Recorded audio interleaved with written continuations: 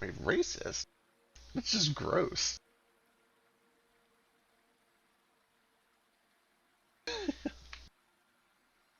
Alright. Let's get the shit going. Drake might show up, maybe, or he might be sleeping forever. He might be taking the long nap. Um, he might have gone gentle into that sweet night. Don't say. No, I'm sure he's fine. He's just a sleepy boy.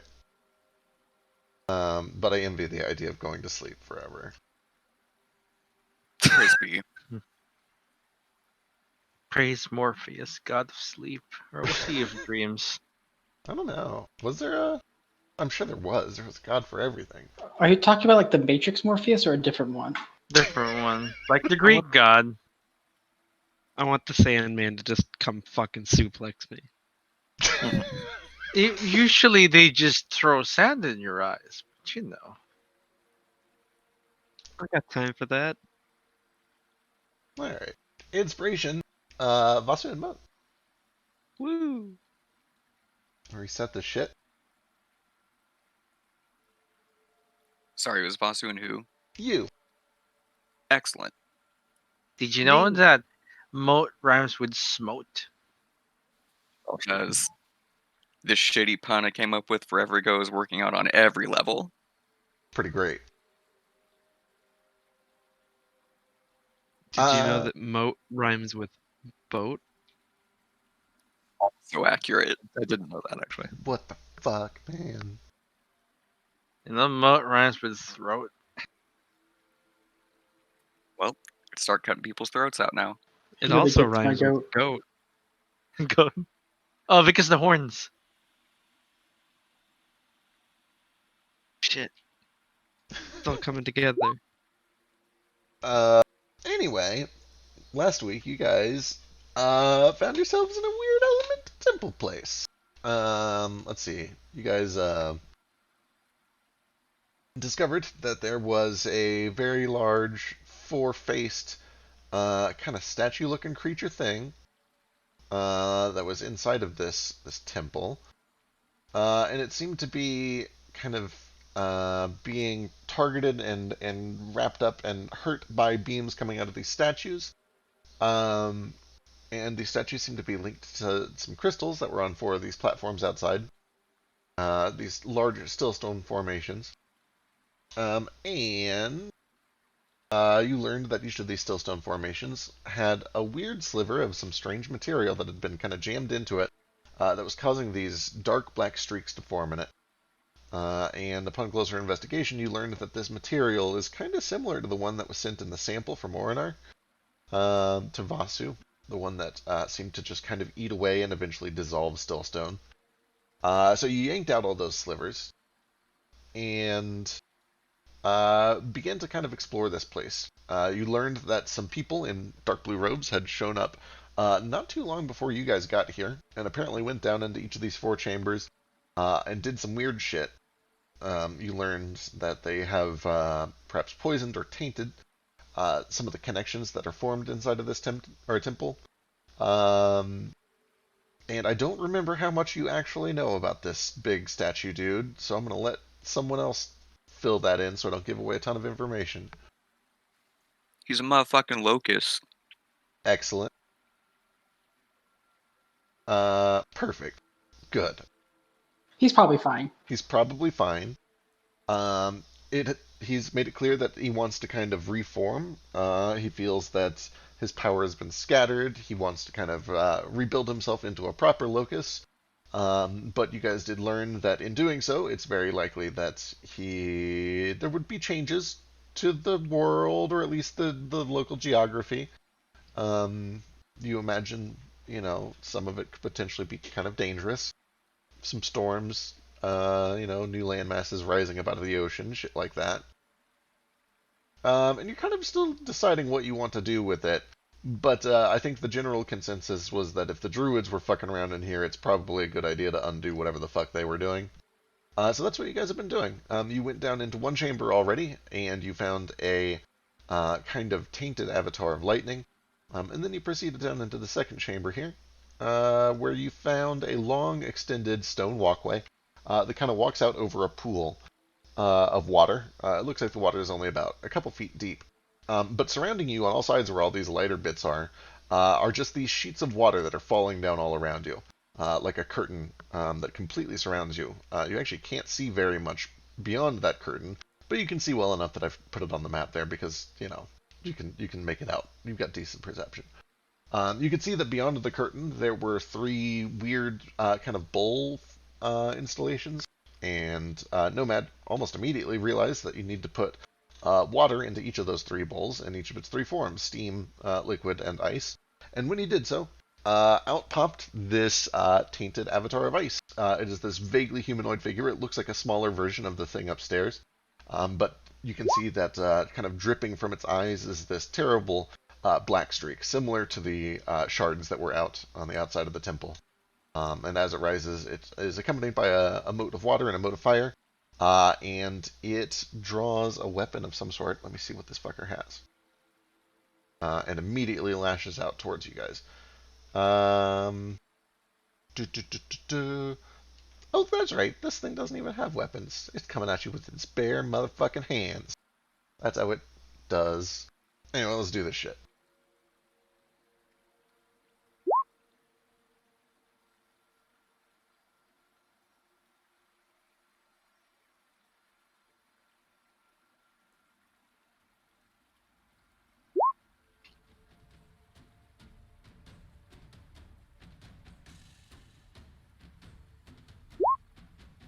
Initiative is not very good, but that's fine. Back. Welcome back. Just in time. Alright, Vasu, looking through the sheet of water that's falling down, you can see that this icy figure is formed, accompanied by a couple of elementals, and it is starting to approach you guys with hostile intent. What would you like to do?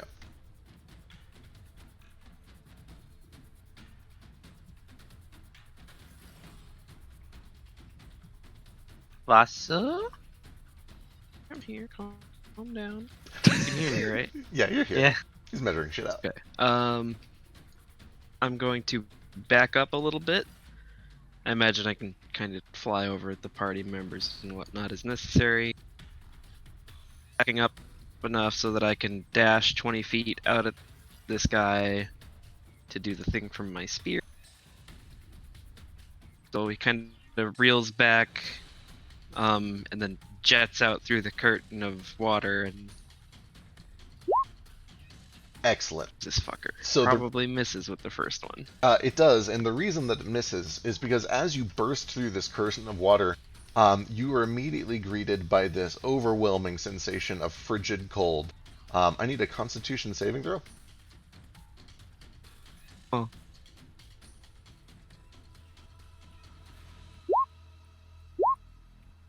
As you come out on the other side, you find that the water, as soon as it impacts with your feathers and your head and your face especially, freezes on impact, forming this almost shell around you that just burns and bites at your skin.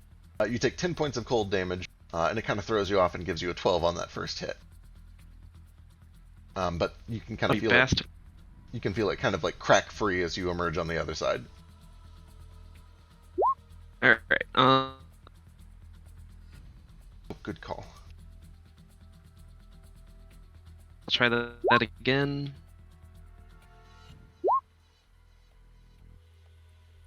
Uh, 16 just misses. Shame. Damn shame. I gotta keep trying something. I gotta hit this guy. I'm just gonna bonus that action, hit him. Yeah, or not. Yeah, you can feel all of this heat that normally kind of you drive and propel it when you're in combat with these flame kicks. Just feels like it is being quenched in this entire room, and especially next to her. You can actually feel that the area immediately surrounding her is just absolutely frigid. In fact, you might not want to end your turn in it. I was about to ask if I got that sort of feeling. Absolutely. Yeah, I'll fly.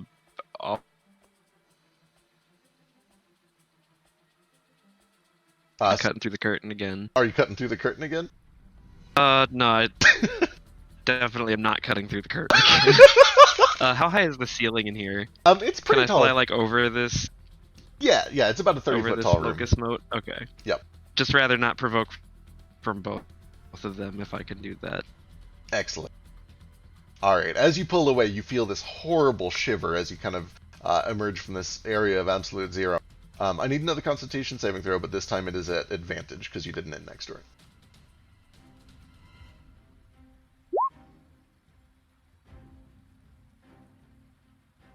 Oh, very lucky. All right, you're fine. But you can feel this creeping chill. And as you look down, you can actually see that the tips of your fingers have almost immediately gone black, just from the sheer cold of being next to her. Oh, jeez. That brings us over to Nordo. Okay, For the sorry, record, some of that. all of you guys that are in here could immediately see that as soon as Vasu burst through this curtain of water, it just froze around him like hitting a slushy machine. You can tell that there's clearly some sort of enchantment on the waterfall. Okay, that was my question. It's real cold over there, guys. I think Nordo just doesn't give a fuck. So I'm going to run and burst through the waterfall over on this side here. All right. Sure enough, you're greeted with a sheet of ice. Give me a Constitution save. Ruh-roh. 6 points of cold damage as you come out on the other side. Please. And then Nordo keeps wheeling his way around through the water here over to right here, kind of sidestepping, swinging his axe around, looking at this water elemental, kind of squaring off with it. And then when he gets to that space, he lets out a terribly loud bear roar, and a big spectral crimson bear forms over him. And I think for the first time ever, I've positioned this such that it only hits enemies. Holy shit, it's a miracle.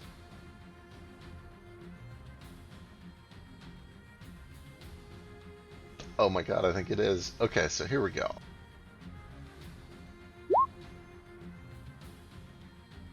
Wow, these things aren't immune to it either. What the fuck? Oh yeah, that's right. We established this last time.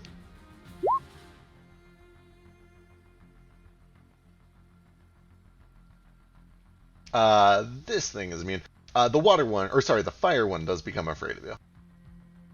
Okay, terrific. And let's see, that's my action.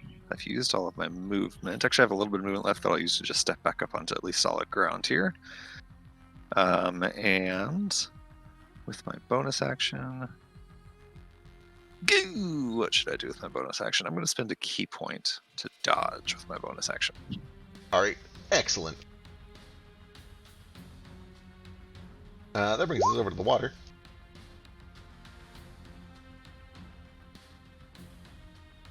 Water is going to slip through here. Is it immune to cold? It is. Okay, excellent. You can see that it kind of... If I can. what was that? Do I get an opportunity attack there? Oh yeah, if you've got reach. Oh, was it more than 10 feet? Oh, okay. I'm sorry. I thought it was large. My bad. Oh, gotcha. If you were intentionally positioning for an opportunity attack, you can step one closer. Yeah, I was intending to be within 5 feet of it. If that's 5 feet. Yep. So go for it. Sorry. You do get an opportunity attack then. I thought they were large.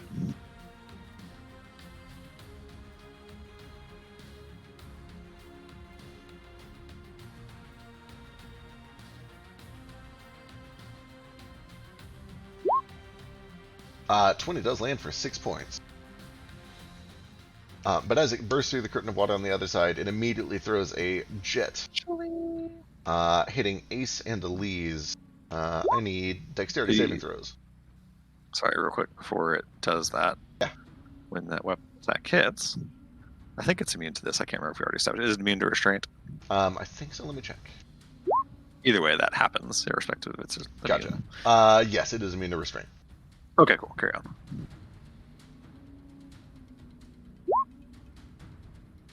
Hey, you guys are fine. You guys each take 10 points of bludgeoning damage as this jet of water is flung at you.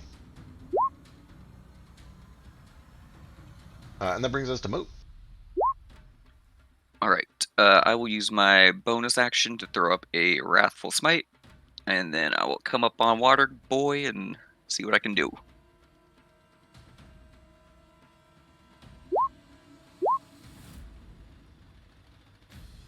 Oh, yep, can do. 22 hits for 15. And then here is Wrathful and Holy Weapon.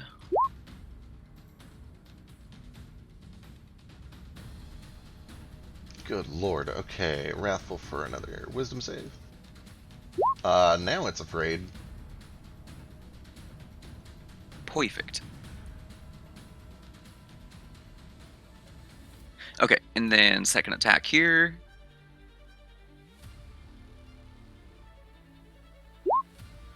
Uh, 18 it just hits for 20.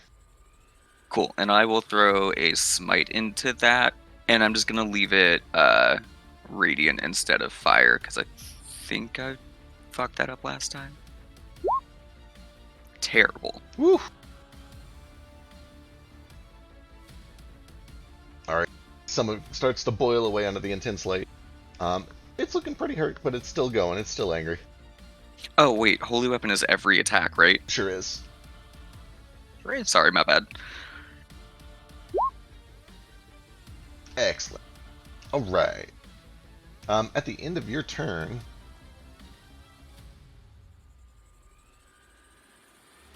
What is the lighting in here? The lighting in here is...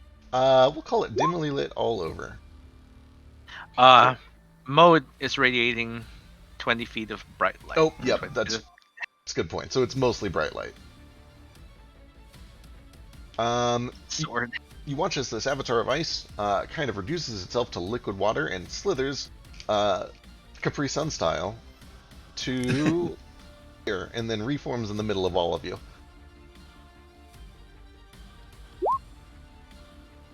And that brings us to Ace. Ace, it's fucking cold. I hate it when other people do that. I know. It's creepy. It's, right? How's it feel to be on this end of it? Ace, you're up. I mean, it makes more sense because it's made of water. It's a little less gross, but it's still unsettling. I mean, Daru's kind of made of water.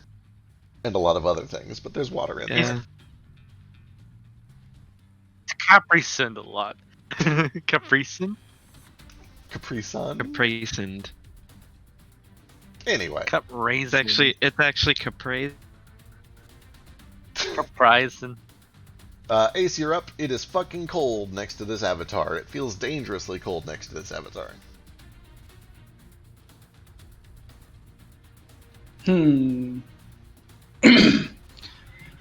So,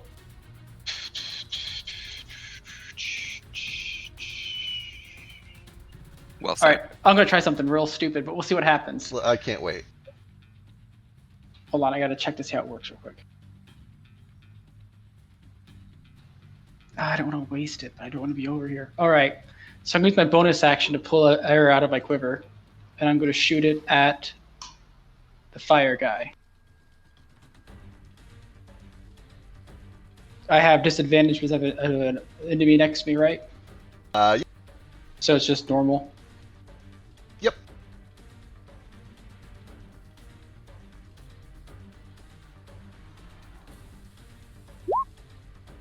30 lands for 10 points of piercing. I teleport over there. Oh, son of a bitch. And then I turn back and I loose my other two at that avatar of ice. Alright, fire away.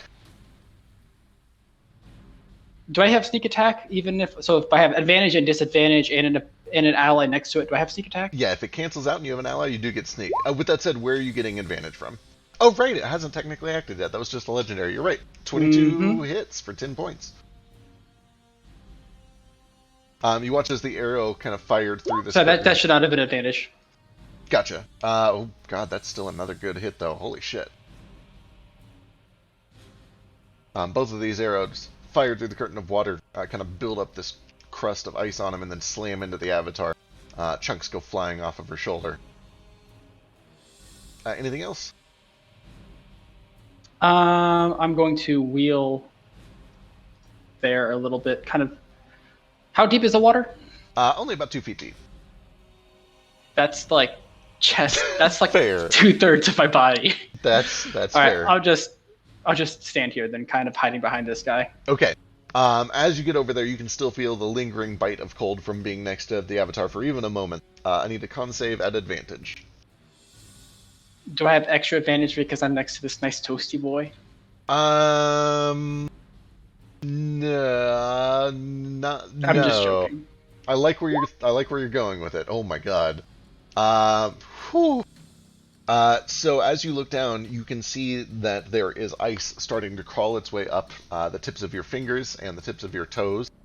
You are restrained, and you can feel the ice continuing to spread. Let me just put an indicator on you for something. There we go. Cool. You can see creeping ice is starting to crawl its way up your extremities. But then the I'm fire goes up. T-posing. Stay out Help. of the water. Fire guy is gonna lash out at you because you're right there and you're restrained. So these are at advantage. Nope. Just Because it's shoot 'cause of afraid. fear. Wait, disadvantage. That's why I 'cause what? chose him. Fear. Because of fear. Oh yeah, fear. You're right. That's why I chose him. 23 and 20 then. I think those might still both hit.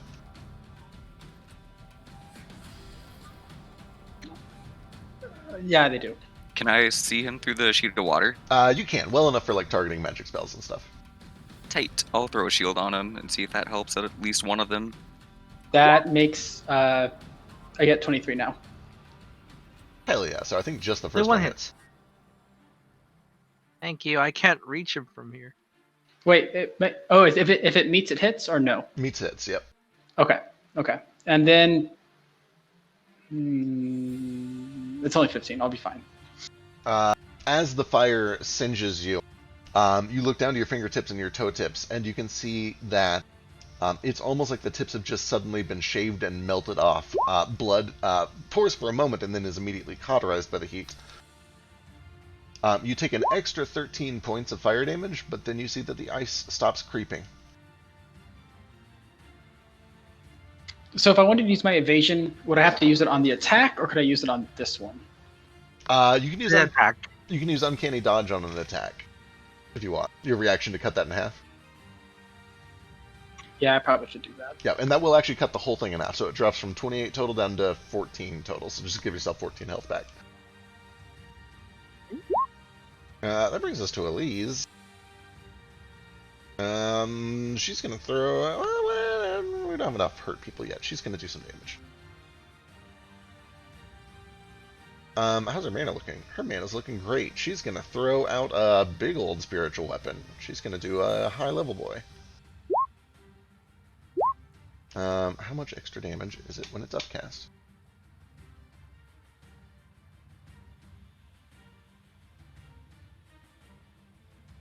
Fucking nuts. That's an extra 3d8.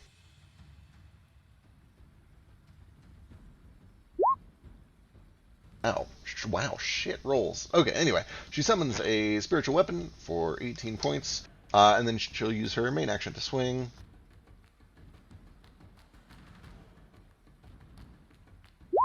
For another 9. Very nice. And then she's gonna get the fuck away. Yeah, show it who's boss. She doesn't have a cool way to do it though, so she's gonna take an opportunity attack.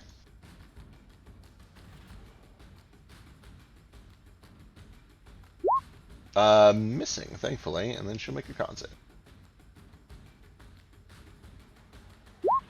She's good. Nomad's up.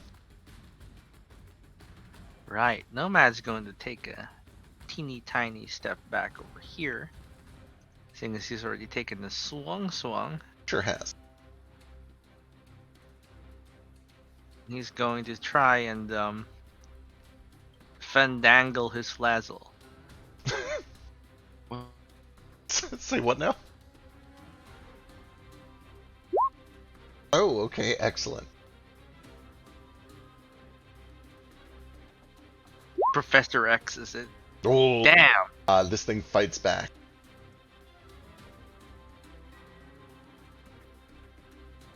He's like, darn, that's me. Alright, you still feel the bite of cold. I need a con save. Oh, it's still. With advantage, because you're not next to it. Gotcha. Con save. Thank God for this advantage. It has saved 3 of you so far. Alright, at the end of your turn, however, it is going to lash out at you with a reach. Hey, look how consistent that is. Twin that. I think 29 hits you, 29. Nomad. It does. Alright. And he does a reaction to try and mitigate the damage some with a 2nd level.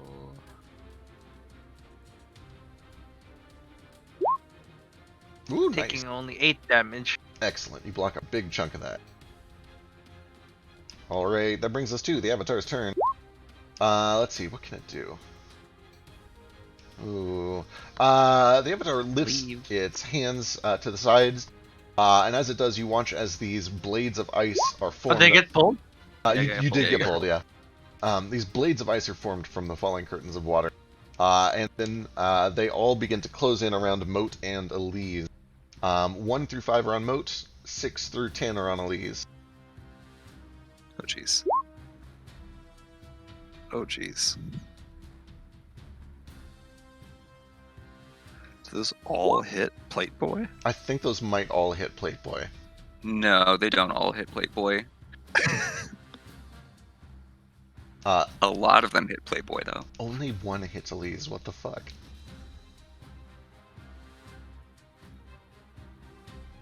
Sorry, I'm doing math.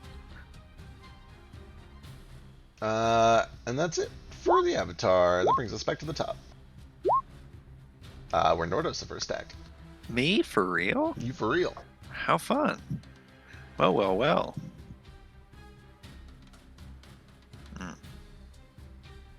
Okay. Nordo looks in and sees his friends in trouble. But they look not too bad. Ace looks like he's in far more trouble. So Nordo's going to go sort of running through the water here, and then sort of leap up right here to sort of interpose in front of Lil Orc, and start swinging the axe. Excellent. Recklessly, in case I even need to say it.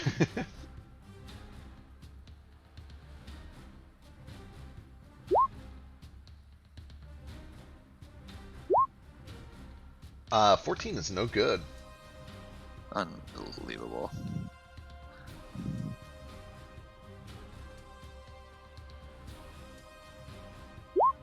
Uh, 24 will do it, though, for 13 points of slashing. Outstanding. On that one, I will do a stunning strike.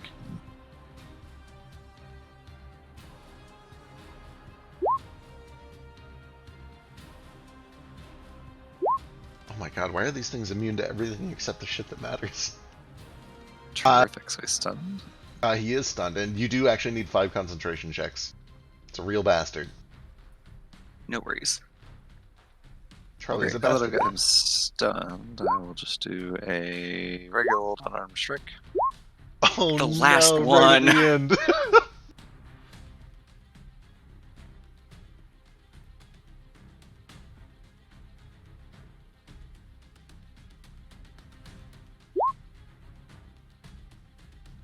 I think it was down anyway because of Wrathful Smite, right? Whatever it was. I was concentrating on the fear on Wrathful. Oh, right. Gotcha, right. 25 is good for another 6. I rolled the wrong damage. I think that should have been a D12. I guess it's a 1 anyway. Feel free to reroll it. That's fine. Okay, sorry.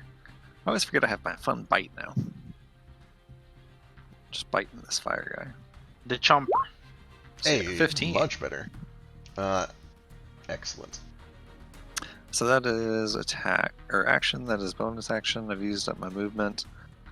Just look down at Little Orc and say, "Stay close to me. This thing ain't going anywhere." I can't That's my move. No, it can't either.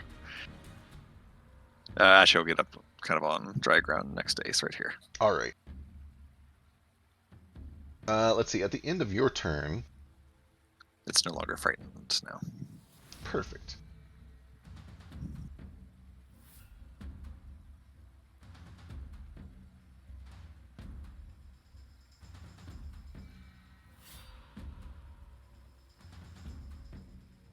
At the end of your turn, the Avatar claps his hands together, and when he does, the water in the pool, some of it kind of spreads up over on top of the concrete slab that you're on, and some of it just forms a sheet of ice right where it stands. And it forms these sharp, jagged icicles, turning a very large area into painful, difficult terrain. Let's see. I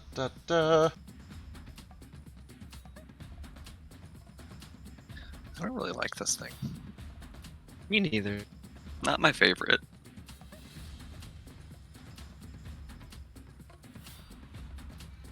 There we go. All of the ground in this area is now difficult terrain that deals damage as you move through it.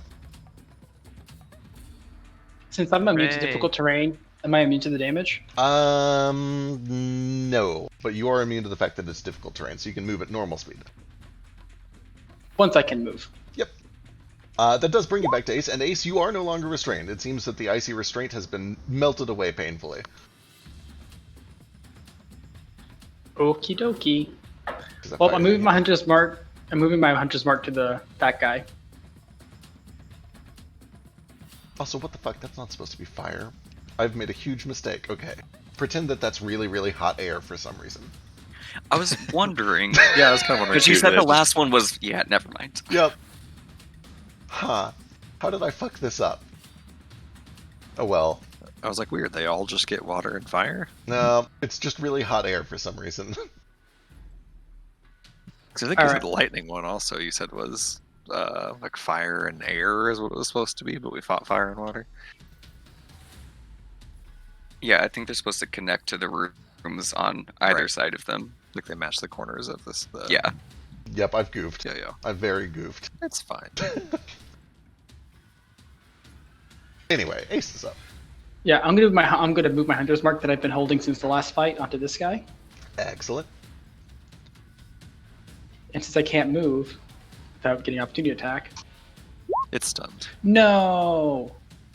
Do I get advantage then or no? You do get advantage, but you also do? you can move because it can't opportunity attack. Oh, Hey, look at that. Oh, that'll bump it up to a 25.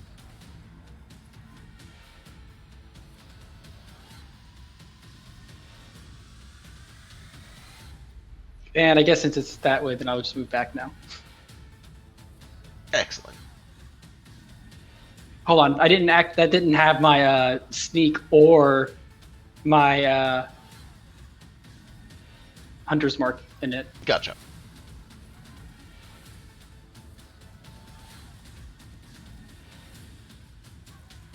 I forget how to do math, so give me a second. How many rogue levels are you? I can look. I am 5 rogue. Okay, so 3d6 sneak. And 1d8 from hunters. Or it might be a d6, I forget. Either way, it's a 1. For 12 more points of damage, though. Doubled, right? Because crit. Right. Totally right. So roll all that again. How consistent? Very consistent. And yeah, Hunter's Mark is a 6, but that's okay. I said 8, so we'll do 8 this time. Is it? Oh, it is. There we go. Seems how you got a 1 and a 2. Yep. All works out. All Is he right. alive? He is still alive.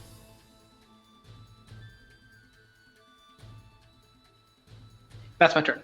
All right. Let's see. It's gonna retaliate as best as it can. It's stunned. It doesn't get to. Give me some wound damage.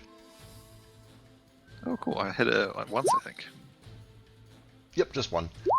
For 4 points, and I don't think it breaks out. I say it remains wounded. DC 17 now. Brings us to Moat, who is surrounded by the ice blades.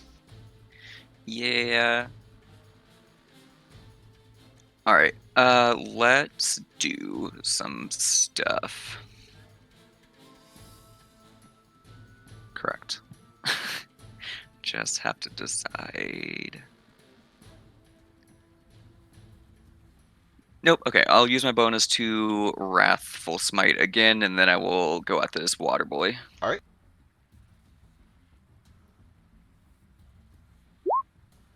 Whoo, that's good. Then let me roll into raffle and the holy weapon. This raffle is failing me. Very consistently terrible. At As least long as it's the fear failing. keeps taking. I was gonna say it's fearing regularly. And that holy weapon is getting work done. Jesus. Nomad MVP. Okay, and then second attack. Oh, Yeah, 13 misses. Oh shoot! Yeah, I was concentrating on that. I have to roll to concentrate. Oh yeah, probably a good idea. Just for the 29 damage. Yep. What's a DC? 14. Sure. Let me. Con.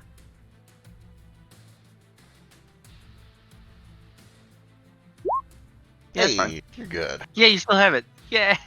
thank God. Thank God. Thank me. All right. Anything else? That is bonus and regular, and I'm not going to move in here. I'm good. All right, that brings us to the Avatar. Let's see, it's already got the animated objects up. It's going to command them to swing again on Moat and Elise. So same deal, top 5 or Moat.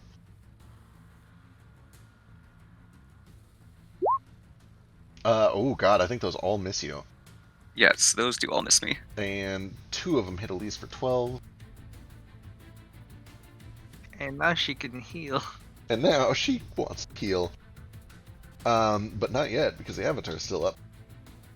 Yeah. I rolled a 6 Come on, again Vinny. for initiative. The first thing that happens is it turns around and swings an arm towards you, Nomad, and as it does, it forms these kind of Wolverine-like blades that claw at you. 29 for 8.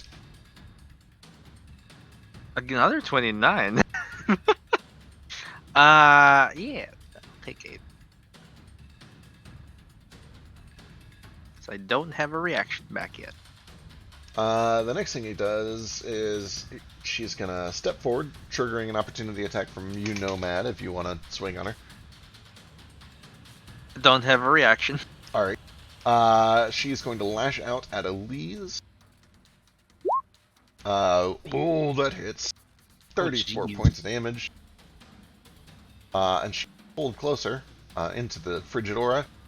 And then one arm shoots down towards the side of the platform, slithers through the water of the pool, and then lashes up to Vasu and freezes around Vasu's ankles, or at least tries to.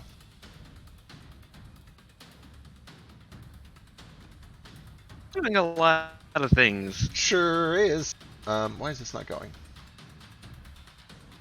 There it goes. Scared. 27?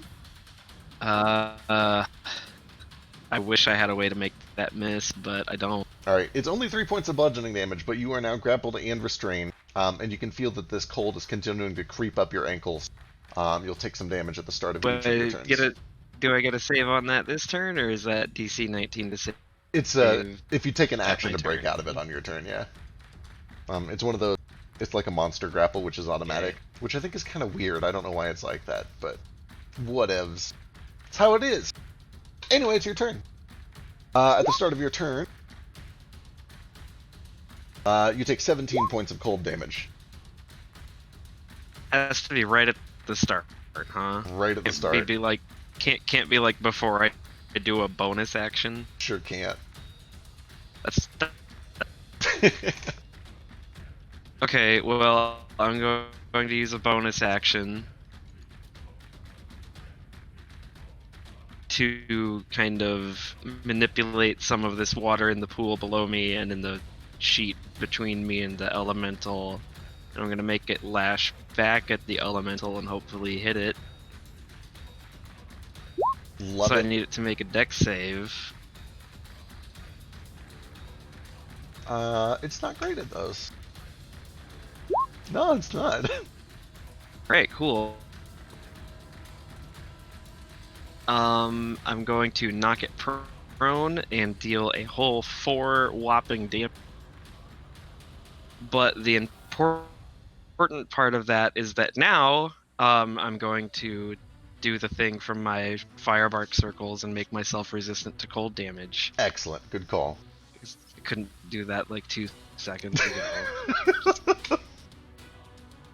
It's a damn And shame. then it is within range of my fists, so I'm just gonna stay. Do I continue to take damage from this if I stay in the restraints? You do, or yeah. It'll happen at the start of every start- turn. At the start of each of my turns. Jeez, that's Yep. 3d6. That could be bad real quick. You're Like, resistant yeah, to it I'll now, fucking try to break out of this dumb shit. but... Alright, I believe in you. It's your choice, acrobatics or athletics.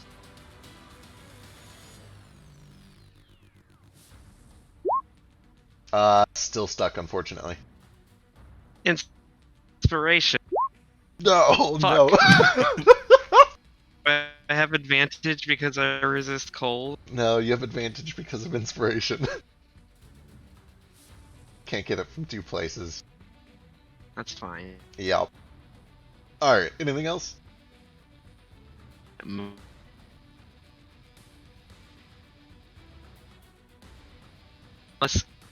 Could I use the movement thing from my cape? I don't know if I can do that when I'm restrained. Does it say you have to use all of your movement?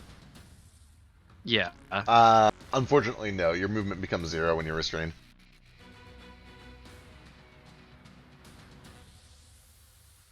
Alright. Alright. Elise, first of all, she's going to bring her spiritual weapon over and swing. Hit, throw another 3d8 on that.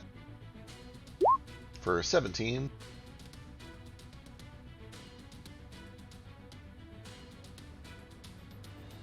Which might cause this to drop. Sure doesn't. And then she's going to heal.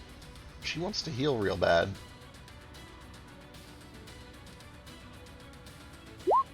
Why have I still not put Did this it make in? a con save on the damage? Oh, from yeah, my you're right. You did do damage to it. 4 whole. Roll 1. No, that's saved. Okay. I had to try. Yep, worth a shot. Okay. So, Elise, Moat, Ace, Vasu, Nordo, and Nomad each recover 14 points of health. Blessed be. And then she is gonna get the fuck out of that aura.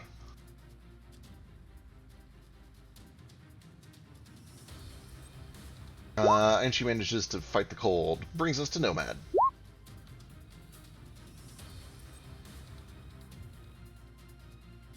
Oh, right, she takes movement damage as she walks through the sharp icicles. That's really bad. It is really bad.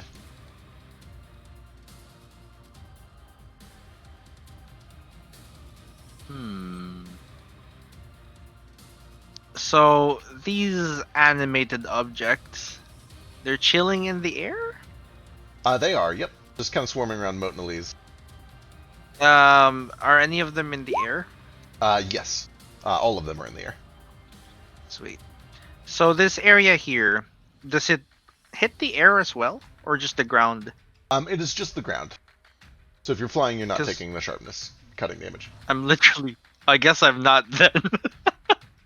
Yeah, he's just gonna move a little closer here. And then he's going to angle this somewhat upward. He's not in the water, he's hovering over it. It's a sheet of water that runs from floor to ceiling. Oh, okay. But yeah, those little white Oh, parts are okay. like a curtain of water that comes down all the way. There we go. Gotcha. So if did real life fucking things. They look like little... Oh, who's that? Hi. Hello. We got a flick. It's Flick. He can do it here. He's gonna It's like... Flick. He's gonna like lay flat, kinda, not on the ground.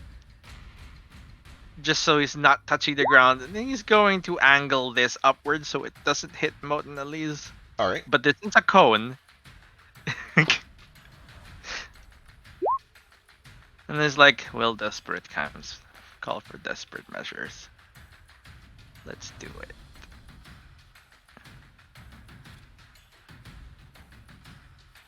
Bonus action to increase that to 19. Holy fuck, that's a big hit. What the shit? So I'm out of those bonus actions now. I only have 2 a day, That's a big old fail. It is really bad at dex saves. It is real bad and at dex save. and a bunch of those objects too. Yeah, even at the object save, actually, they are. Well, yeah, you're right. Not all yeah. of them.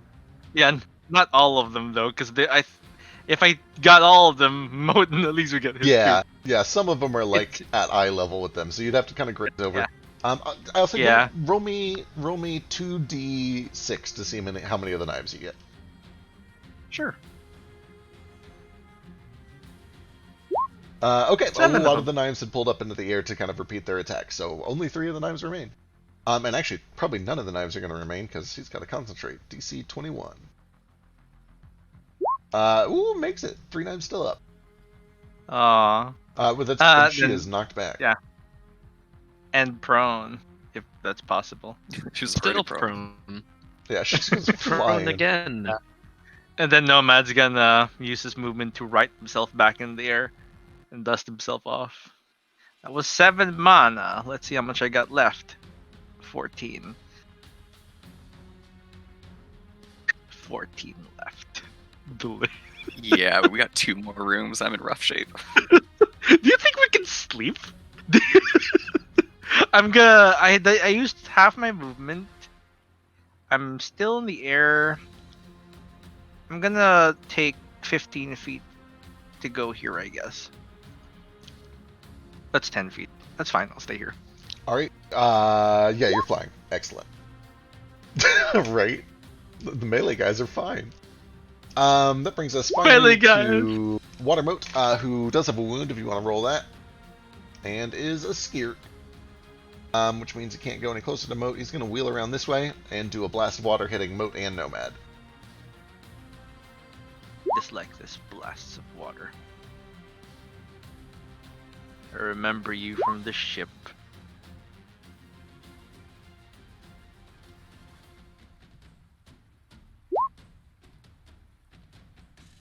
Moat takes 16 points and is knocked back 20 feet through the curtain of water. I need a Constitution saving throw as you hit the frigid water. And it freezes around you. Okay, you only take half of that, so 6 more points of damage. Yeah. I also get knocked back Same here. I'm not prone though. Or like I'm prone, but I'm like not knocked into the water. Yep. Like fully. Uh, How much damage? I am using a reaction to take some of the damage off. Okay, fear does drop. So you take 16 bludgeoning initially, Nomad, and then I need a Constitution saving throw as the waterfall freezes around you. Yeah, sure. 16. And a con save? Yep. Yeah, and then I'm gonna roll my 12. So another 13 points of cold damage as the waterfall freezes around you as you're blown back through it. Still not a half. And this is for Moat. Moat, my dear.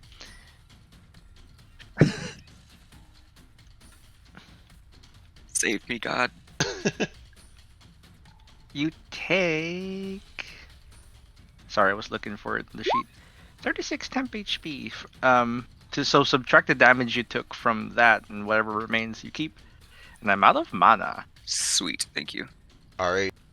Flick, since you just got here, you can go and take your turn, and then we'll go back to the top of round. Okay, this is something. Oh yeah, let me make I have to roll a 1 to fail the saves for this, but I need to make 3 con saves, I think. Okay, excellent. Just so you know, Flick, all of the area inside of this big blue circle is sharp, jagged icicles that are doing slashing damage when you move over them. So maybe don't move a whole bunch, unless you can fly.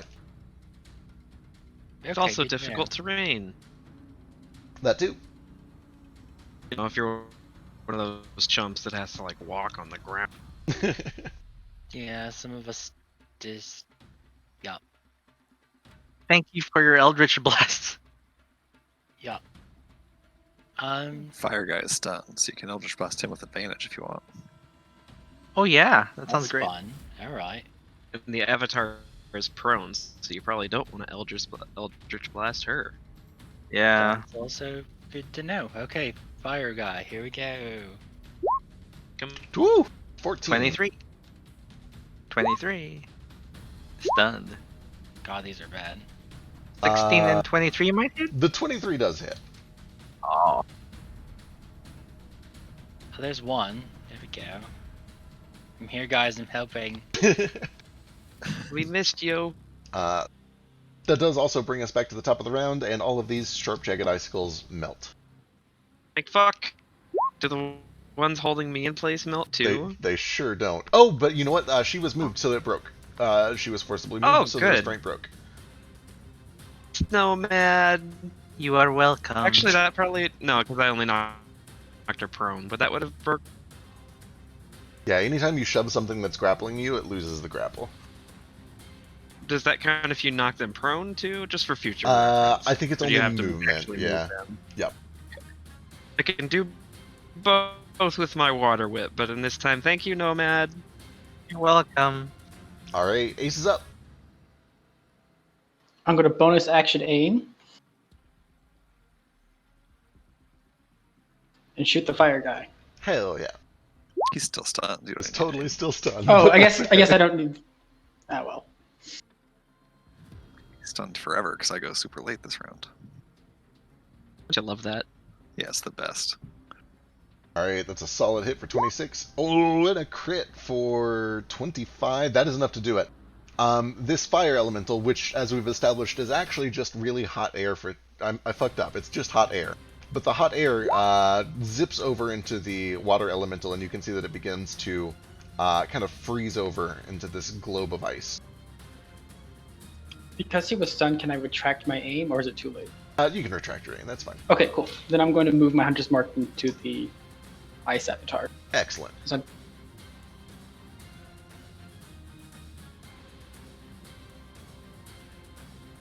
All right. and probably just stand here and hope for the best. Sounds good. At the end of your turn, prone avatar of ice is going to Capri Sun. Commit suicide.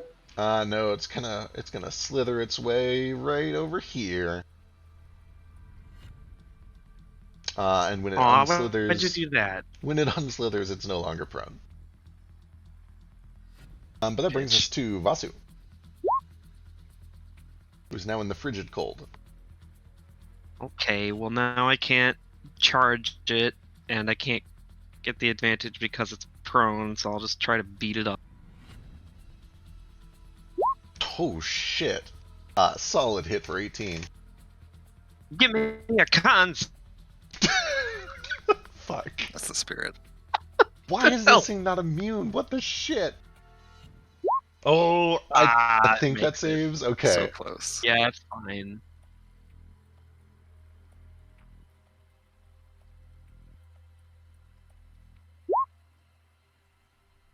Another good Rolls. hit. I'm glad you're doing them finally. Bad does it look? It's looking pretty beat up. I'd say a little less than a quarter. I feel like I need to Right, start showing health bars for bosses. It's more fun. Then I'm going to bonus action, but instead of just kicking it once, Vasu's going to do kind of like a power stance, and two of these flaming red lotuses that have been spiraling around him this whole fight that I definitely didn't forget. Oh, right. Are then going to spiral and shoot toward the avatar of ice, and here's those. Uh-oh. Yeah, There they are. there's There them. they are.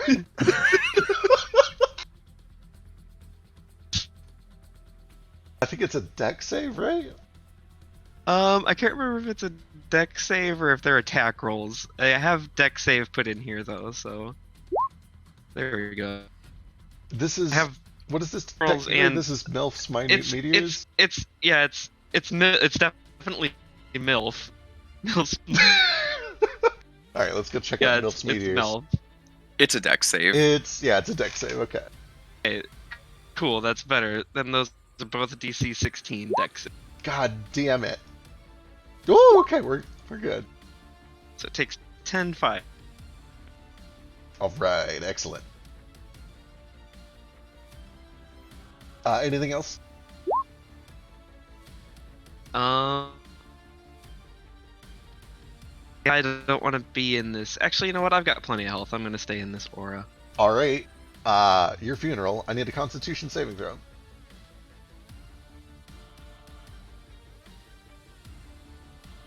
Oh no. Oh no, Vasu. It's okay. I resist cold at least. Oh, do you resist? That's important. That is. I'll say that gives you advantage. 12 actually is still not good. No. Yeah. So you watch as you sling these fiery phoenixes towards her. You kind of guide them with your hand, and as you start to pull your hand back, you feel your joints lock and freeze. And you watch as from the tips down to your elbow and then your shoulder, your claws and then your fingers and then your arm turn from their normal fleshy selves into these frigid, frozen, icy sculptures. And you guys watch as, in a flash before your eyes, Vasu freezes solid into an ice sculpture. Oh, god damn it! Jeez. Every fucking campaign. It is always you, isn't it? I'm gonna go make a drink. Don't forget the ice. Hey. Yeah. Fortunately, Elise is the next person to go. Yeah, she's the next person to go, and she has the resources for it. She casts Rate of Restoration, and Vasu, you immediately unfreeze. With that said, you do see Okay, the... thank you, Elise. But also, I thought this aura was just doing like fucking cold damage. You do see that Elise reaches into a pouch and pulls out some ground up diamond dust, and it is gone when she casts the spell. But she Greater looks... Restoration is a touch. Is it touch? Oh, shit. Shit, I think you might be right. Think it. She has to reach through that sheet of Shut code. up, Frisk. Sorry. You're right, she does. So she'll do the smart thing first. She's gonna move her spiritual weapon over before she potentially dies. The smart thing in healers. Oh, it misses. And then yeah, she is going to brace herself, jump through the cold. Don't do that. Oh my god, Elise. It's terrible. She's still up. Ooh. Okay, and then she will cast Greater Restoration and heal Vasu. And then she is going to get the fuck away from that thing. She looks terrible. She looks awful. It does. I do not have mana, at least. I cannot heal. Alright, flicks up. Alright, God, why are you all so stupid?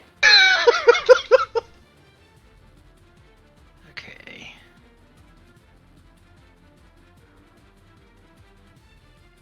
Do-do-do. That doesn't have the attack roll to it. I'm great at this shit, guys. Oh my god, One when did you second. get life transference? I've had it a while. I think I've used it once, but Nomad always out heals me, so I don't use it. That's fair. Definitely comes in handy right now. Okay, let's try this again. God, To the this, clicky. I will eventually do this. There we Ooh, go. that's a good heal too. Holy shit. 23 damage. Which means she and- heals for 46. Yeah, that's a lot of heal. Holy heck, frick. Yeah, she Flick. looks great. There, now she can live to heal more people. Perfect. We all know what's important here. And that's an action, correct? So, Mhm. Believe so, yeah. and you can't cunning action dodge, so I'll just wait. Alright. That brings us over to Moat. Okay. I am going to step up to her side and hopefully finish this. Can't believe Holy Weapon is still up. I can't believe it either. I'm going to keep concentrating on that. It's my only magical resource. I was gonna say it's doing some serious work. Yeah. 19 points of Dude. slashing and fire, another 7 from holy weapon. And then I'm gonna smite. All right. Yeah. Oh, that's a big smite too. Holy fuck. Because Oh yeah, go ahead. I'm just doing that that character Hell yeah. social link thing. Yeah, there Ignite you my got your spear weapon. because I'm finally within 5 feet of a thing that mode is smiting. You sure are. You watch as these white flames erupt out. The Avatar of Ice is blown to bits. There is still the frozen water elemental over to the west, but the Avatar of Ice erupts. And as it does, you watch as all of this black energy kind of streams out the hallway that you came in and up the stairs. Anything Alright. else, Moat? I'm just gonna. Oh boy. Nope, I'm just gonna stand here. All You wanna right. get in That dry one's on you land? guys. You wanna get in dry land, buddy? I don't know if you have any movement left.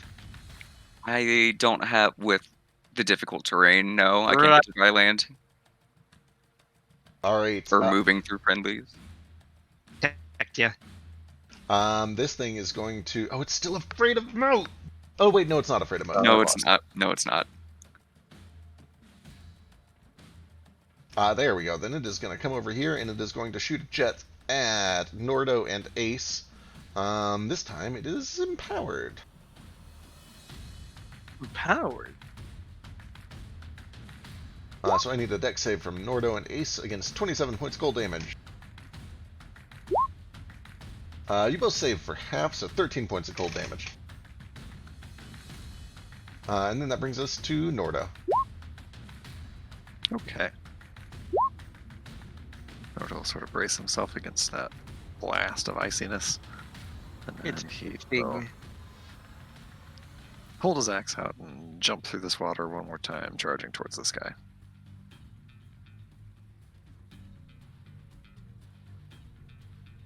Bad news. No. You brace yourself for the bitter cold as you leap through this curtain of water, and you're met with splashing water. It does not freeze. Oh, well, good. Nordo Thing sort of died. Sort of shakes it off like a wet dog and grins a little bit. And reckless attack.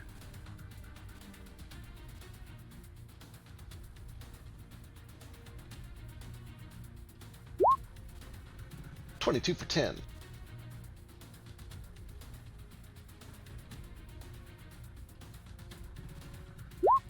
Uh, 21 does also land for 8. Chunks of ice go flying off the back of this thing. Water starts to trickle out through the cracks. 21 for 11. It is still up. Bummer, dude. That's all that I will do. All right. Actually, Oops, circle around right here. Sure. All right, Nomad, you're up. Kindly die.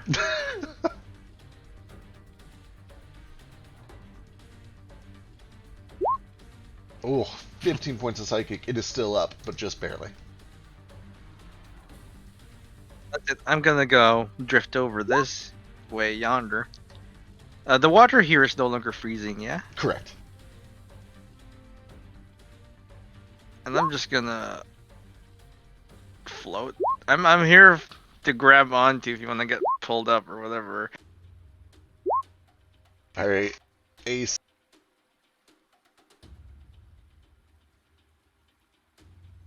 Finish it off!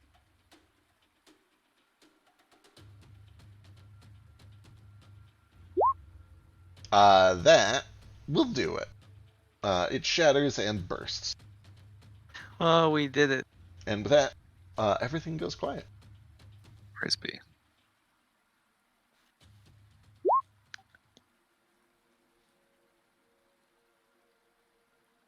We better get 2 level ups after this. Right? That was fun.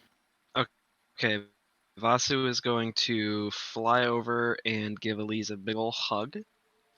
And while he's doing that, I'm going to slip a potion of healing into her bag. Thank you. I thought you would have. No, thank you. Um, That was one of the close near-death experiences I've had, I think. yeah, that was not good. It's good we caught that quick. It could have been a lot worse. I can only do that one more time. Let's try not to get frozen. Yeah, I'll do my best. Are you well, Ace?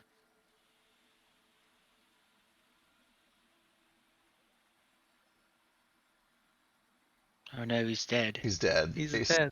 Ace is Sorry, in my decline. mic was up, and I was talking the whole time. Oh, I asked if Elise was tapped on mana, Um, and then she answered anyway. So that's why I thought, because like right after I said it, she was like, "I can't do that again," and I'm like, "Oh, okay, cool." I, I have enough that I could throw out some healing if need be. I'll lose my hunter's mark, but I have enough for a couple very big spells, maybe, or a handful of smaller ones. I think Moat could use a dire healing if possible. Yeah. I can Before- probably, Yeah. if you want to save your mana, I can probably hit myself for a bit. Yeah, you can dire Yeah, yourself. let me see what I can do. I'm not hold on, completely hold tapped on. yet. How about I do healing? My magic's not as important as yours. No, but like it's a dire. It works when he's half health. Hmm. Can I you would- I spread would yours think around to other people? He's got I the Because have- spirits. everybody He needs can. it. I have the little displacer beast. Yeah. It's not a lot. It's only 4 per, but Well, that's I what I'm saying. I can probably dire myself, and if you want to top everybody else off, That I would be could great. cast it. I could cast mine 4 times if need be, Yeah. but then I'd be out of mana. But I can do that. It could help. There's 2 more of these. yeah. For that, we don't know what Oh. that big feller's going to do when this is all said and done. I mean, I'd like to think he's just going to be friendly, like he says, but Alternatively, I could also uh, give some mana to Nomad. It'll take time. Also, I'll have to reattune to my bracelet. I think we No, could all I- do with a little bit of yeah. time to rest. Yeah, I don't think some anyone's going to resting be time would opposed to good. that. Well, if we need to, I still have my my special rope.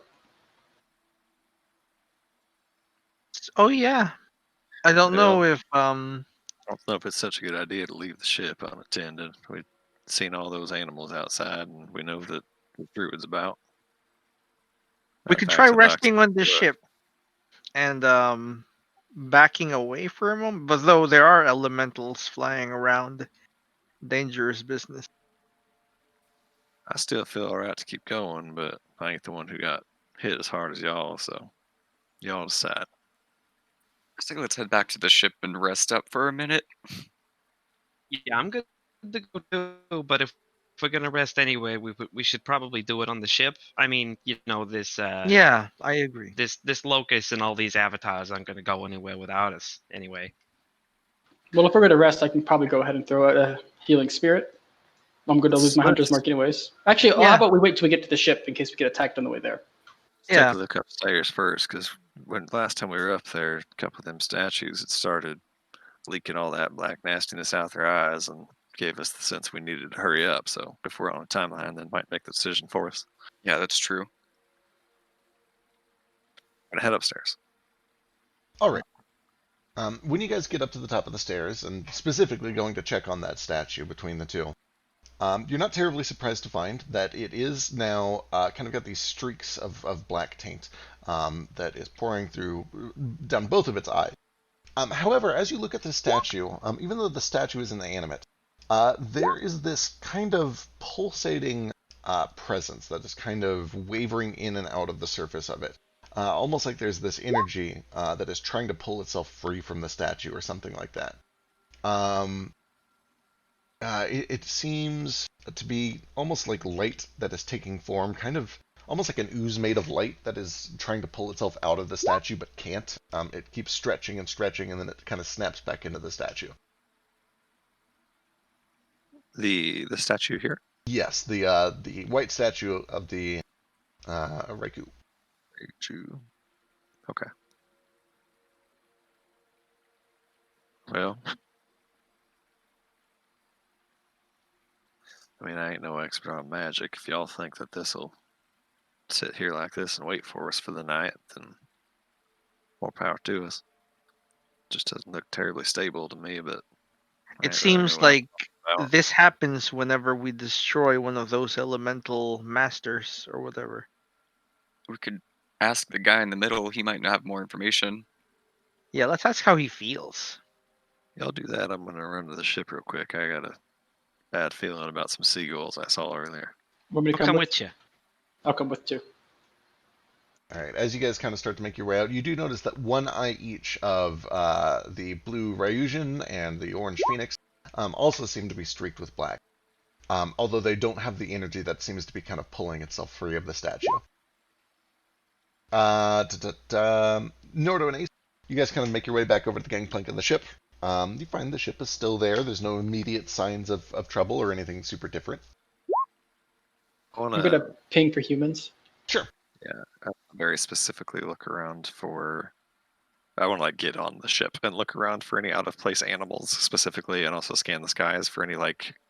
It's a little specific, but lone seagulls not flying with part of the pack. Yeah, absolutely. Give me a perception check. And I'll help him look too because he mentioned it to me. Sure. Give me a perception check. And you're also popping your radar, yeah?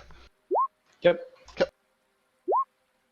You guys both take a Oh, very look. thorough sweep of the ship. You check anywhere that you think things might be hiding. You are not able to find any signs of any unusual animals, stowaways, or anything like that. You even kind of thoroughly check all the places where something could potentially be hiding. Ace, your ping for humanoids does not give you anything that you would not expect. There are a handful of aberrations down in the seas around you. No humanoids except for the ones that are accounted for here.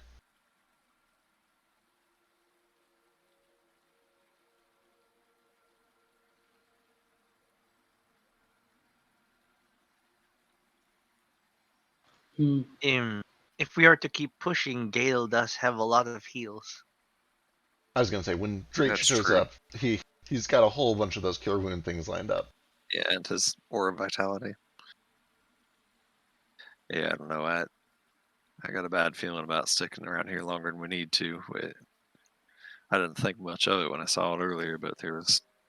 I know this sounds crazy, but there's one seagull that wasn't flying with the rest of the flock and was sort of on its own. Just makes me worry when we know there's druids around that have it out for us. Hmm. Next time you see that happen, let me know and I'll shoot it down. Well, that's the problem. It flew off when I I called. have very far range. I just mean it was a while ago. It might be long gone Yeah, now. I But if I meant- see the, I'll yeah. let you know. I meant more like next time you speak of animals and we're looking near Druid area and one does that, I'll just shoot it down.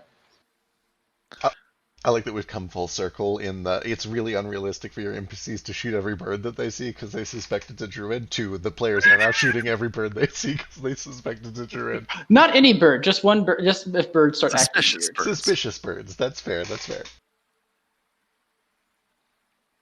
Just All goes right. to show that NPCs should actually shoot all the birds they see, thinking they might be druids. Right? What's the worst that can happen if you kill every bird you see? There's no repercussion They for name that. you the bird killer. The birds remember. They fight back.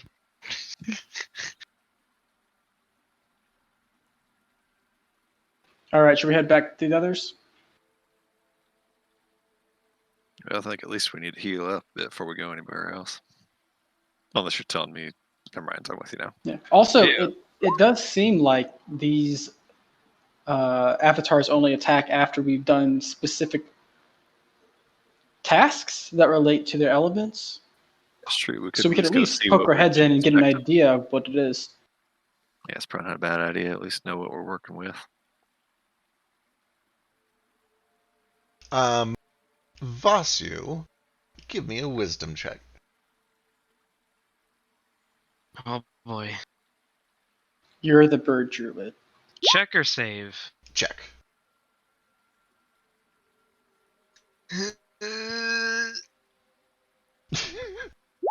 Yes! God damn it.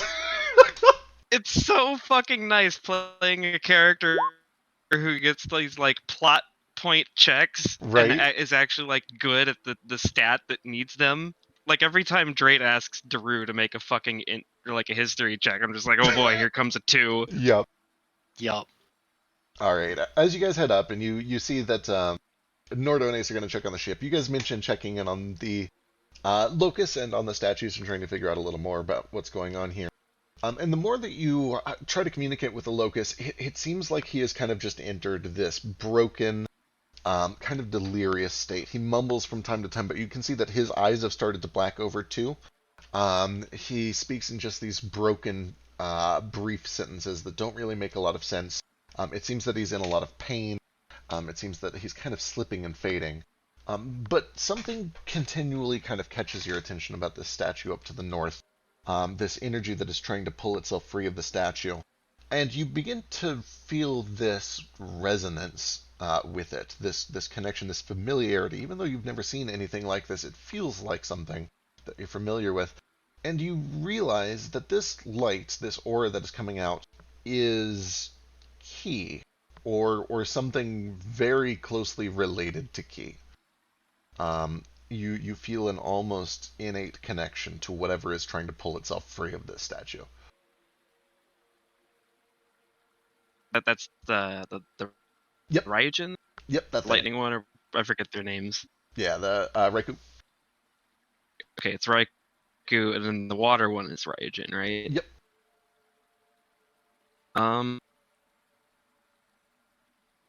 Yeah, Voss is gonna go. I mean, especially if we're gonna try to take a short rest, I'm just gonna like meditate next to it and probably like touch it and just try to resonate with that key more. All right. Give me, fuck man, a meditation check. I guess that would be a wisdom check. Yeah, sounds right. And also you can make an advantage if you spend a key. You can choose If until after am the I roll. doing this? Yeah, fuck it, we'll do it. Here comes another crit. 18. All right, you spend a little time kind of studying and focusing and meditating on this thing, and you begin to feel yourself kind of forming a connection with whatever the energy is inside of this thing. You start to feel some of the principles of the element of air, concepts like freedom, concepts like the spread of information and truth, the exposure of dark and evil things, the communication between sentient beings, all of these kind of tenets of freedom and communication and openness that WIND stands for. And you kind of get the sense that as you focus on this, your own key begins to tether with this thing. And as it does, you guys can all watch as this beam of light of this energy inside of the statue begins to pull itself free out through the chest of the statue and in towards Vasu's chest. And then kind of all at once, it is sucked free and into Vasu. Vasu, I'm going to whisper you a thing. What? Oh god, it's all ting. You are locust now. That locust, not locust. Locust. Locusts are like little bugs, and grasshopper-like things. Fly. All right, I'm trying to meditate.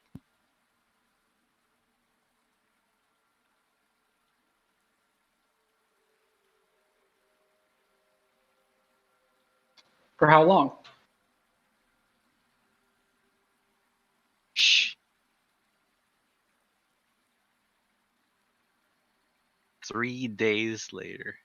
I start making babbling brook noises. Oh, that's pleasant. Don't do that. I'm gonna have to pee if you do that. And then it turns into a hurricane.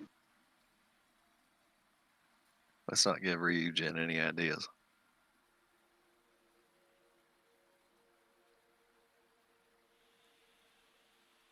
Oh shit.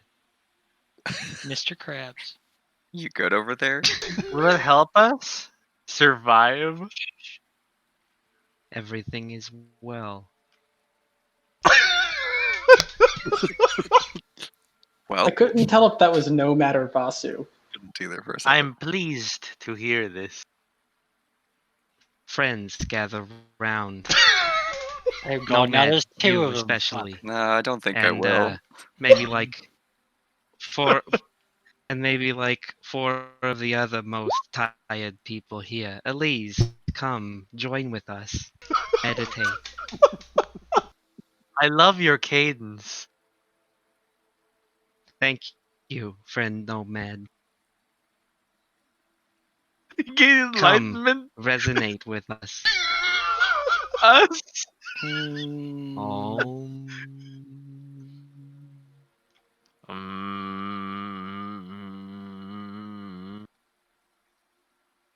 After what I imagine is several long moments of, I'm sure Nomad comes over and maybe Elise too, but Vasu will like open his eyes back up and look around and be like, "What the fuck are you guys waiting for? Come on over here.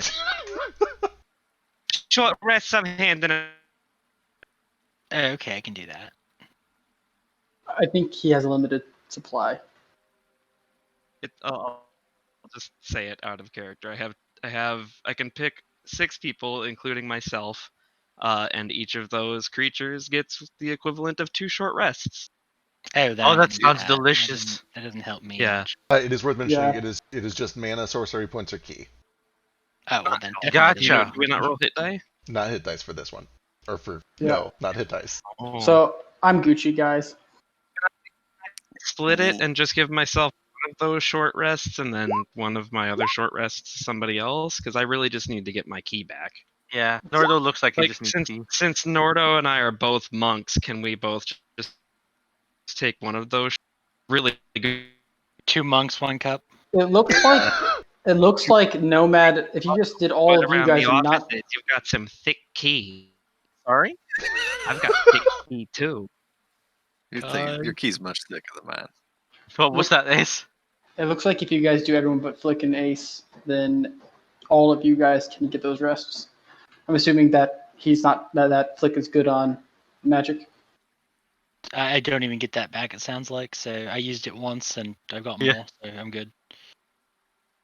You took I'm some only- damage. Oh, You don't I get don't health. You don't I get health anything back. though, so Yeah, that's literally fair. nothing. I so- forget you've got the warlock slots thing going on. It would work for warlock slots too.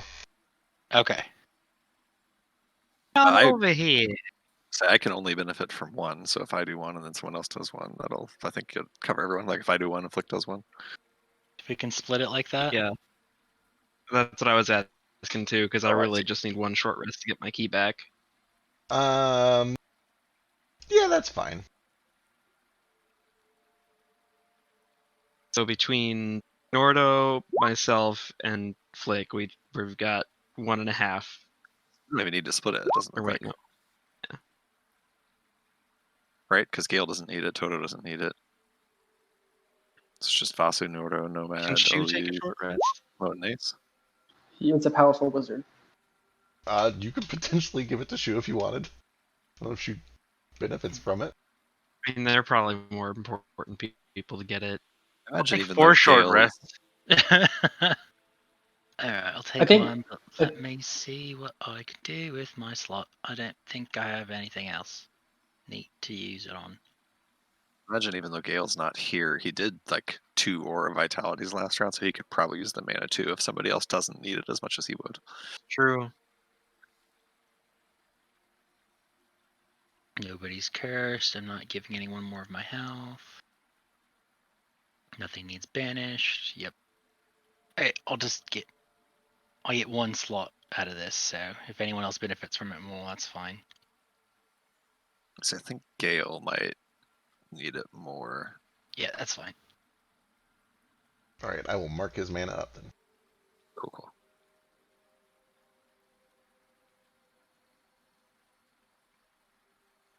How long has it been since our first battle? It's been about 25 minutes or so.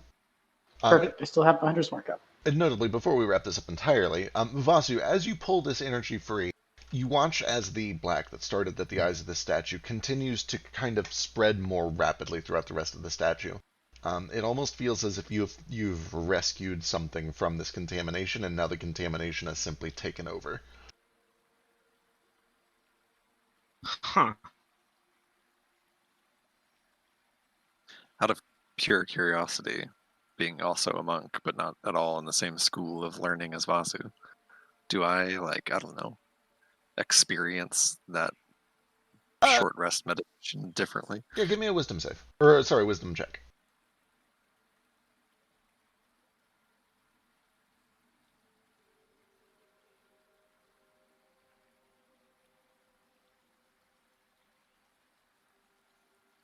You can definitely recognize that there is the movement of ki going on, but the way that Vasu manipulates it feels very foreign, very alien. You can definitely tell that it's ki, but everything else feels very strange to you.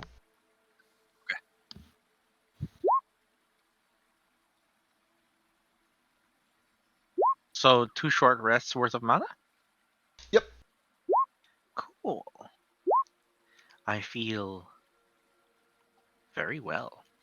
You said that it doesn't work on lay on hands, right? Correct. Okay. Vasu, what's up? Okay, I'm just gonna go over to the Ryujin statue, since I know we've beaten up that one too. To try and detect if I feel any of that sort of key energy, or that it's trying to separate from the locus, like the Raikou was. Sure, give me a wisdom check.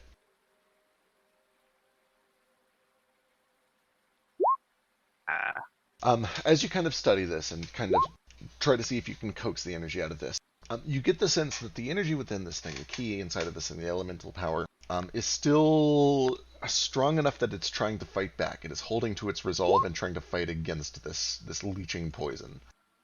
It is reluctant to be pulled free. Okay. In that case, instead of trying to rescue the key energy like I just think I tried to do with the Raikou, can I try to spend some key to like help, or funnel some key back into this one to help it fight back against that corruption? Or is Ooh. that a bad idea? Would I get the sense that that's a bad idea? You could give me a wisdom check to kind of sense things out. I guess well, you would learn it a little bit from your 10 that you just did, and then you could do another one. Okay. With a 21, you are able to tell that the corruption that you sense is effectively a nothingness. It's this total void of energy of ki, which makes it almost impossible for you to grab it with the techniques that you would normally use to manipulate ki and energy, because it is not ki and energy. It is nothing. It is empty. Um, and you can easily tell with a 21 that it is spreading somehow. You, with the 21, cannot feel or discern a way to stop it, to pull it out, or to cut it free, other than perhaps to literally just like cut the head off of this thing and see if maybe that stops it.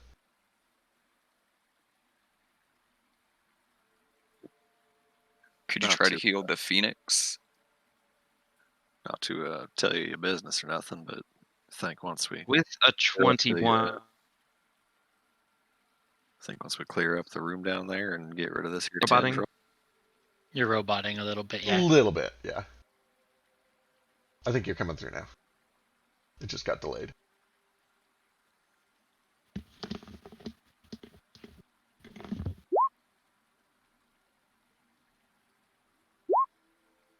Okay. Sure, go and give me a roll.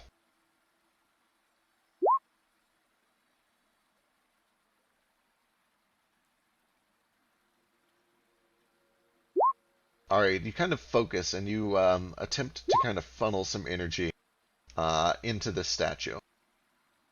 And you can see that it momentarily shines a little bit brighter.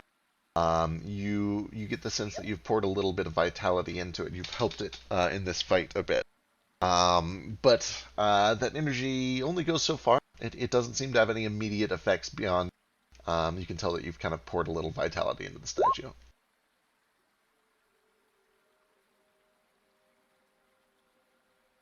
Phoenix, right? Can't we just kill it? Isn't that how that works? I Still. think we probably need to save its energy, right? That's what you said you just did.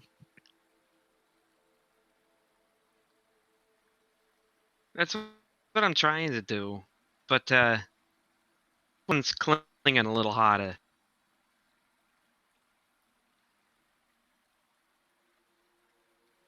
Phoenix is bleeding out of his eye, so he might not fight as hard. Swim with. So is this one. I don't think I drew. Oh, my bad. I that didn't quick. see the drawing. I got I think- confused. They're all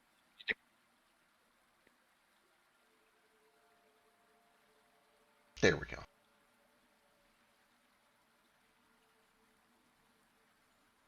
Gil's alive. I'm so happy.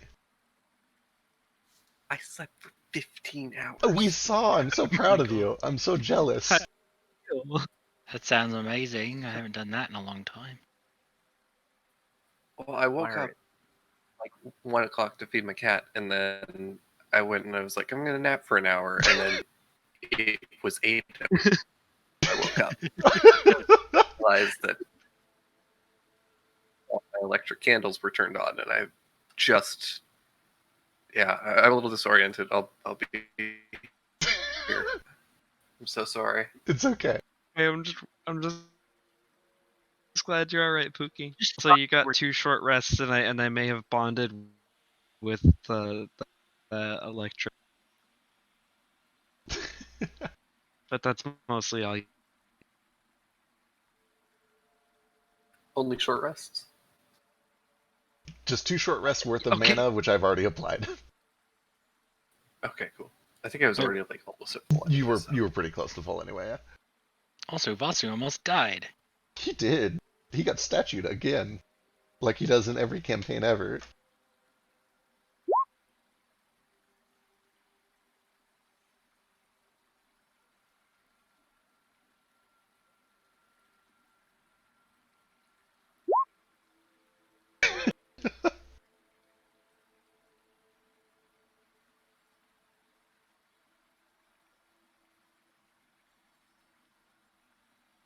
All right, where are you guys headed? I'm headed over here. Wait, where's over here? Oh, I see you. Okay. Ace, as you start to kind of make your way down those stairs, heal before we start doing anything. We're just scoping it out. I mean, the avatars haven't seemed to activate until we did the puzzle. when you start to make your way down the stairs, you're greeted by this unusual smell. It's actually probably somewhat familiar to you. It's going to be very familiar to Gale, and possibly also to Nomad, and maybe Nordo. In fact, there are probably a handful of you that are somewhat familiar with it. It is the smell of, first, this kind of clean, clear, fresh water. Not a ton of it, but just kind of a bit like you'd find in a cave pool. But then this overwhelming, kind of earthy, rich, natural smell of clay. And when you reach the bottom of the stairs, you find yourself in a small little chamber, and you can see that the walls on all sides are just coated with this natural, kind of peach terracotta clay. I activate Octurus. Excellent.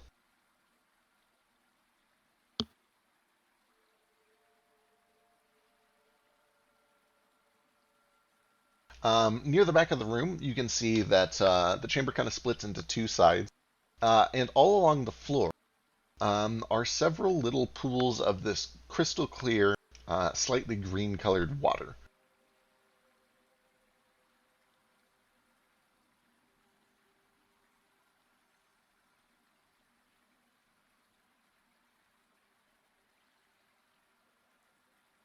Interesting. Down here, you do also find. Actually, there is kind of slumped against the wall a body. A body? There is a body. It appears to be a lizard folk. It has been entirely stripped except for his small clothes. He appears to have nothing on him at first glance. It is just the body of a dead lizard folk. Kind of got this dark red skin. And you can see that he's got a little bit of bruising around his rib cage and also the side of his head. Let's go ahead and head back up. We don't want to disturb the body. We don't know what the puzzle here is. Yeah, I reckon that's one of our druids. They said not everybody that went down here came back up. Yeah. It'd be useful for friend Nomad though once we Can get in there and get after it. All right. Not wanting to disturb things too much, you head back up. And then head the other way to see what's down here. Excellent. You check the final stairwell. And this one, as you start to make your way down several stories, you notice the temperature gets hotter and hotter and hotter. And you also notice that there is a faint light that begins to kind of illuminate things when you get down to the bottom. You find yourself in a large chamber that is of stone construction, and along the back of the room there are just curtains of molten rock that are pouring down into kind of this collected little basin. Um, Let me pull you over here. Oop, actually, touch.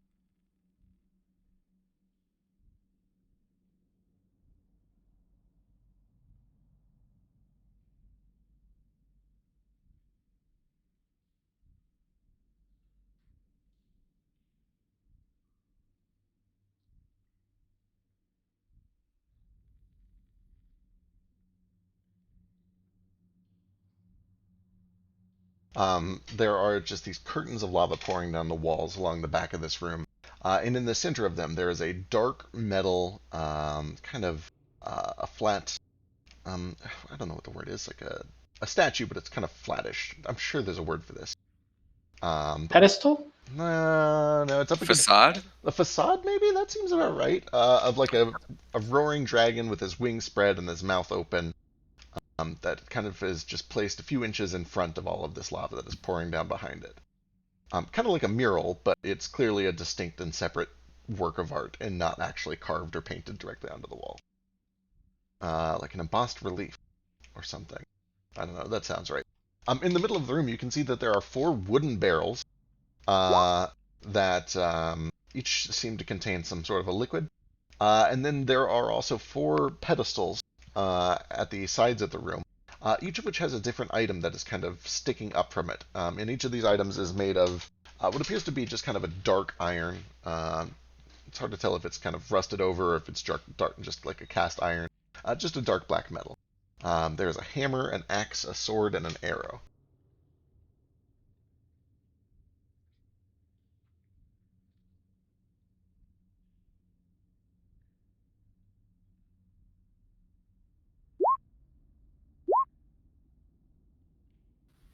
Can you tell what's in the barrels? Quite possibly. So at first glance, from top to bottom, each of them appears to be a different liquid. The first one is very silvery and reflective. The next one is kind of just this dark chalky black liquid. The next one after that is kind of this crystal clear but bright blue liquid. And then the final one looks like molten gold. It's kind of this yellowish orangish, kind of coppery color.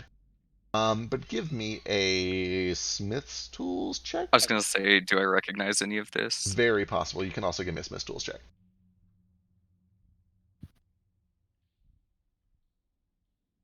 Same as this. Excellent. How about that? Oh my god, guys, calm the fuck down. Oh god. Wow. Okay. Both of you can immediately recognize that the items in the pedestals are cast iron.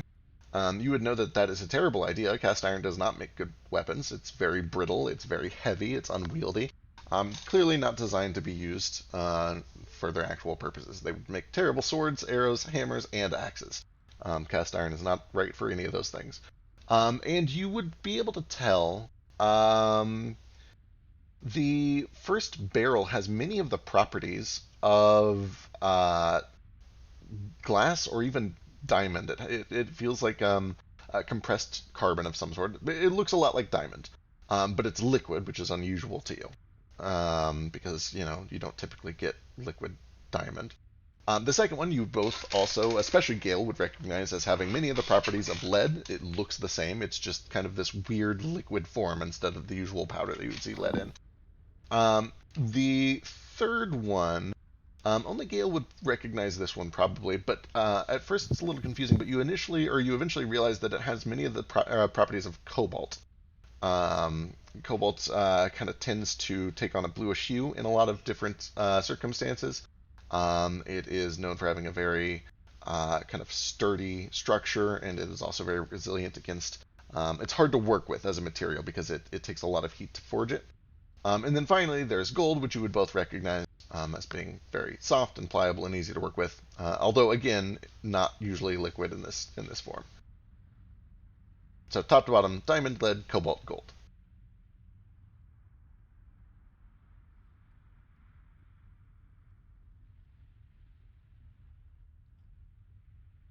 Well, let's head back up top for now. Make sure we get our finishes rest. We can kind of come back to these now that we've kind of scouted them out.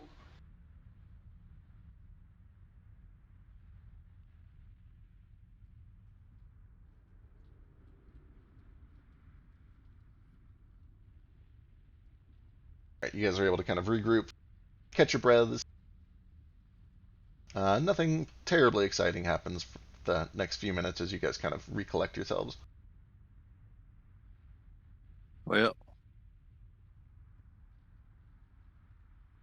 I can't make heads or tails of none of that down there, but I ain't the puzzle-minded one. But y'all do the puzzles, and I'll beat the shit out of whatever you make. 2 Nordos. 2 Nordos. Fire or earth first.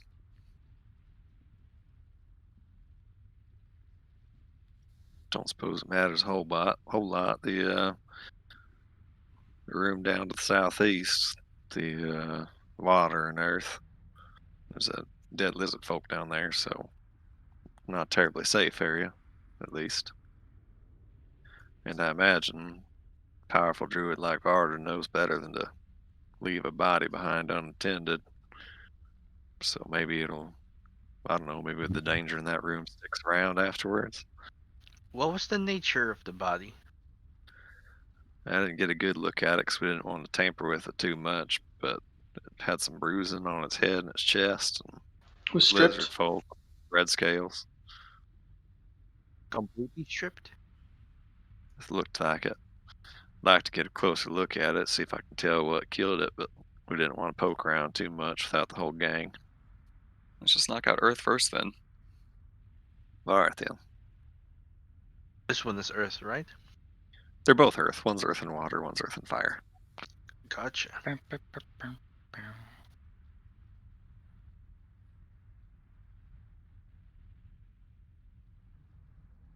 right, as you make your way down, Lead the way down there, yeah. yep, you do see that the body is kind of slumped up against this corner.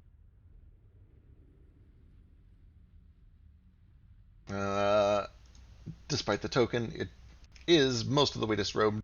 It does not have anything valuable on it, just the small clothes. One I of got I can discern cause of death. Sure, give me a medicine check. Also time, I'm assuming about 3 days, but 13, it's definitely been a couple of days, or something in that ballpark. You can immediately tell that there are still lots of traces of clay that have just been kind of roughly applied to the surface of this creature's skin, especially near the points of impact. It appears to be a lot of blunt force trauma. You can see that there are some very large welts and bruises that suggest kind of just punches from very large fists, and also some hoof-shaped injuries, like it was kicked by something, potentially like a deer or a horse or something with a cloven foot. But it appears to be Archery. mostly like bludgeoning damage from what appears to be. It doesn't look like a minotaur foot or something, does it? Maybe it's about the right size and shape for it. Maybe. Can I make a check since I'm proficient in humanoids? Sure, give me a medicine check. Are minotaurs humanoids? I guess they would be. In here they are, yeah. I know in some systems they're monstrosities, Wow. but you know how Jeez, I feel about yeah. that. Yup. something real big and made out of clay and maybe with hooves kick the shit out of this fella. That's how he died. That's kind of the feeling you both Is the- get. Is the clay on the wall shifting or moving at all? Give me a perception Or check. does it seem pretty solid? Perception? Looking around for movement specifically, you don't see out on the walls or the floor or the ceiling, but you kind of look into these pools or whatever, And you can see that under the water of these pools, there are things that have been kind of sculpted out of the clay, little scenes, one in each of these little pits. And you do spot movement in the very first one, over here on the left. It's crude, it's not particularly well made, but it appears to be two little vaguely humanoid, kind of Gumby shaped creatures that are made of clay. That are just kind of talking to each other, it looks like. You know, you don't hear anything. They're underwater and they're just clay. They don't actually make any noise. But these two little clay creatures seem to be inside of a room standing next to what appears to be a tiny little bed or a crib.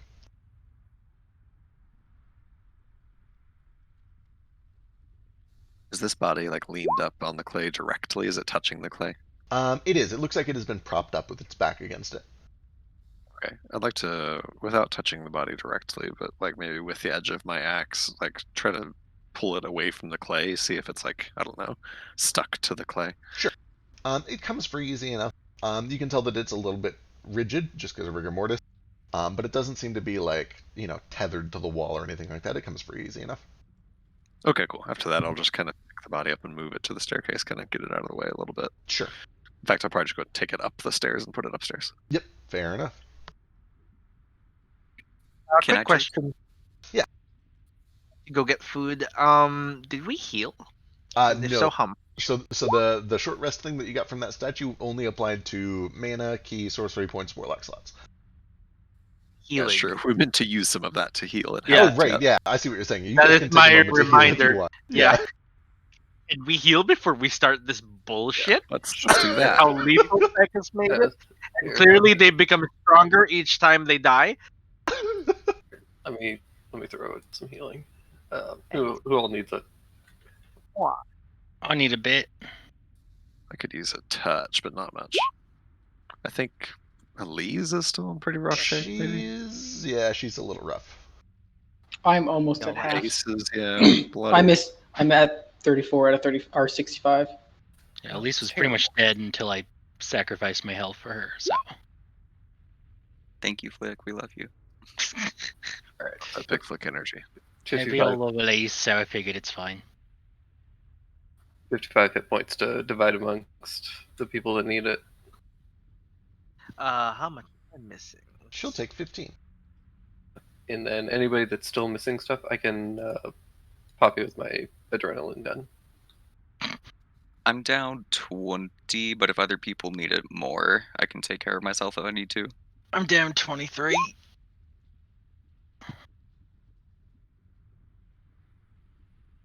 I'm down 37. All right. Flick, take 23. Nomad, take 17, and then I'll Thank you. poke the rest of you guys with my adrenaline gun. Thank you.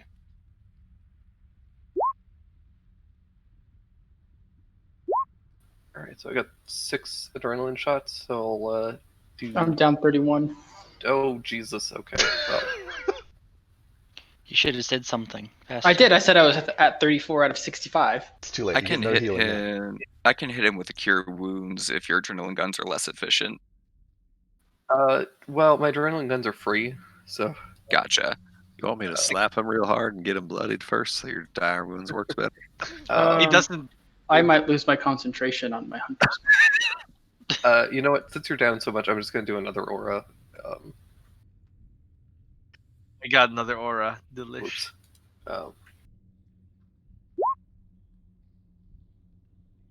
So yeah, Ace, top off. It was 34 from you, right? So Yeah, I need 31. Thank you. that was okay, 31. So we got 26 left.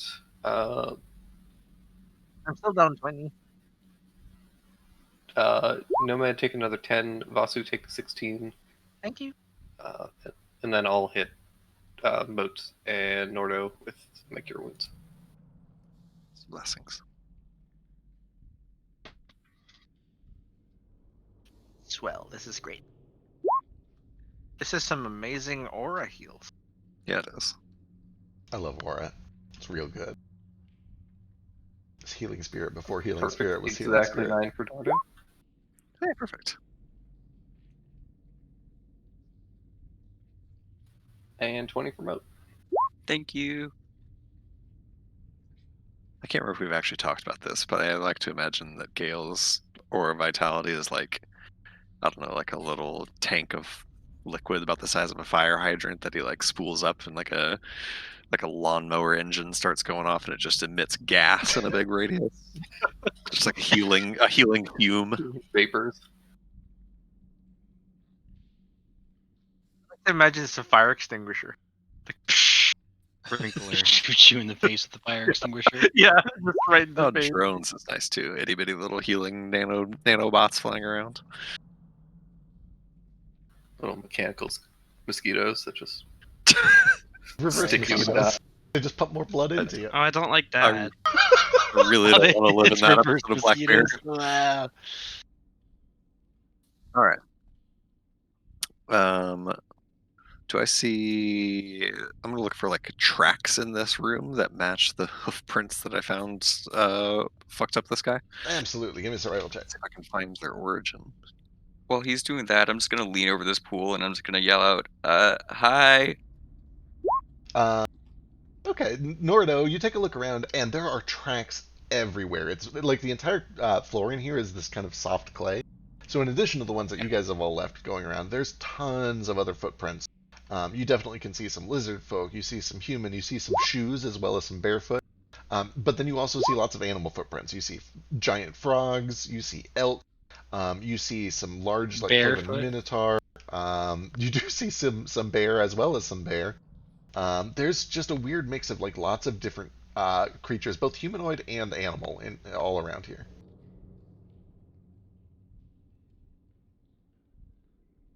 Can I try just like with the edge of my axe, just scraping some of this clay off the wall and seeing if I can like have some? Yeah, absolutely. It comes off real easy. It's actually fairly pliable and malleable, even for unworked clay. Yeah, it kind of just feels like it's already been worked a little bit. It's a little warm. Okay. Little warm, little wet. Moat, you kind of lean down and yell hi. And you do see that the two little Gumby figures down in here, even though they don't have faces or anything, they're just very simple humanoid-shaped kind of dolls. They both look up and they both kind of wave at you. My name's Moat, who are you? Um, You guys gotta come check this out. There are little people down here. they kind of look at each other a bit confused, but then one of them leans over to the other one's chest, and you watch as a little finger kind of emerges from its little claymation hand stump, and it draws an A on one of their bodies on the other one, and then they take turns. The other one with the A on it leans over and draws an E on the other one. So now they've got an A on one and an E on the other. I'm A gonna- and E. Looking down at this weird little show, I'm gonna take the chunk of clay that I just got off the wall and start trying to like shape it into a little person that looks like them. Sure. I guess give me some sort of like art check, sculpting check, Boo boy. wisdom or charisma. If you have any other like relevant art skills, that would help. I don't. 13's pretty good. It's not like a masterpiece, but you're able to make like a little human style doll. Looks kind of like them. I'm gonna drop it in the water next to them. All right, as you drop into the water, you watch as it kind of hits the water with a ripple, and there's a little bit of light that kind of splashes up out of it, almost like you've dropped it into a pool of diamond. And as you do, it kind of shrinks down a little bit, and you see its features kind of smooth. It becomes, it starts to look a little more like the other two do. And it floats down until it lands inside of the little crib. And the two of them both kind of lean over, and they kind of, one puts his arm around the other one. And then you watch as the two humanoids that were already in there both start to walk off together until they kind of just meld into the wall at the side of the room. And a couple seconds pass until eventually the little one that you've made kind of kicks himself up to his feet, climbs out of the crib, and starts to walk over towards this little passageway into the next area. Oh shit, that ain't what I was expecting at all. That's amazing. Can I try to make myself out of the clay and drop it in there? Sure. Oh gosh. Give me some sort of an art check. Oh boy. I told you somebody had to be born here. I want to take my clay baby with me more than I know how to talk about. While Moat is sculpting, you guys can see that in this second area, there are a couple of kind of squared off tall structures that you eventually recognize as like the sides of building. It looks like it is an alleyway of some sort.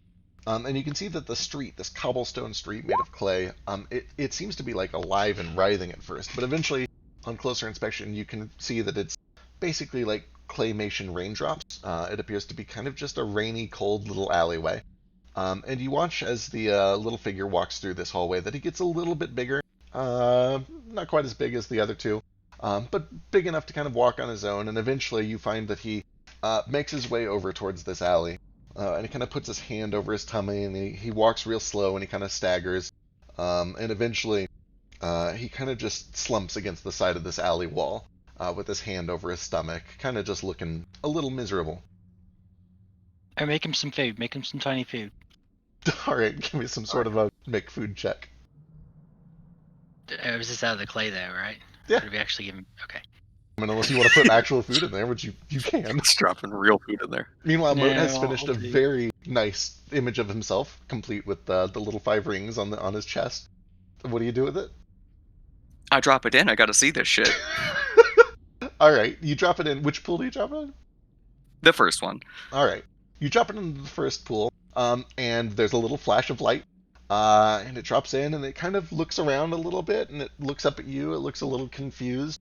It just kind of stands around in this empty room for a little while, but it eventually gets kind of bored, and it walks through the passageway into the second area, where it walks out past the little kid through the alley until it gets out into the main street.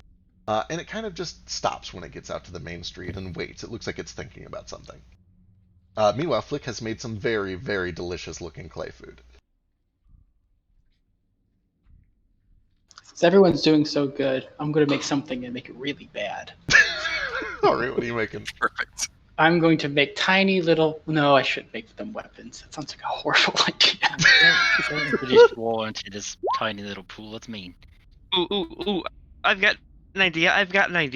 Yes. Vasu is going to try to make a pair of tiny little adorable clay engagement rings for this little clay baby and the clay Moat, or clay Flick, or whichever one. Whoever made it's Moat that made the little clay version of them. I forgot which order those rolls came in. I'm sorry. Nardo's clay baby and clay moat. Okay, I'm gonna make a tiny pair of clay engagement rings for them because I'm very progressive. I'm going to make... Maybe what they're looking for is just love. It's like they're looking for a snack. I'm going to make a tiny little newsstand. Okay. What can I do? Where can I roll for this? Any sort of art Oh, check is fucking fine. up this quest horribly. Can I choose Can I do an unskilled dexterity because I'm like doing fine detail? Yeah, I'd allow dexterity here. That's reasonable. I dropped in my food. Did he eat it? Okay, so Flick drops in the food, and there's a flash of light. You watch as it all kind of gently drifts down until it lands in the hands of the clay Moat that Moat has made. And you watch as the clay Moat looks at the food in his hands, and then he turns around and he walks over to the little boy in the alley, and he hands the food over, and he kind of lifts the boy up onto his feet, and they both kind of walk off together towards the next room. As he does, you can see that as Moat kind of steps through this, the clay Moat kind of fades into the wall. It's kind of like he brushes his shoulder against it, and as he does, the whole thing just kind of peels and then melds into the clay side of the wall. But the boy carries on, and he gets a little bigger and a little taller until he's about the same size as the first two that you saw in the first room. And eventually he comes out. the rings back? You've still got the rings. You haven't dropped the rings in just yet. I But intended to. okay, excellent, perfect. You do see that the kid eventually emerges into what looks like kind of a forest with a little river cutting through it and a little kind of cobblestone passageway. And you can see that there's a bridge that looks out over the river. And on top of this bridge is another little clay figure, kind of just featureless, humanoid, just about the same size as the boy. But this other one seems to just be kind of looking out over the river. And as soon as the boy emerges into this scene, he kind of stops and he looks towards the bridge.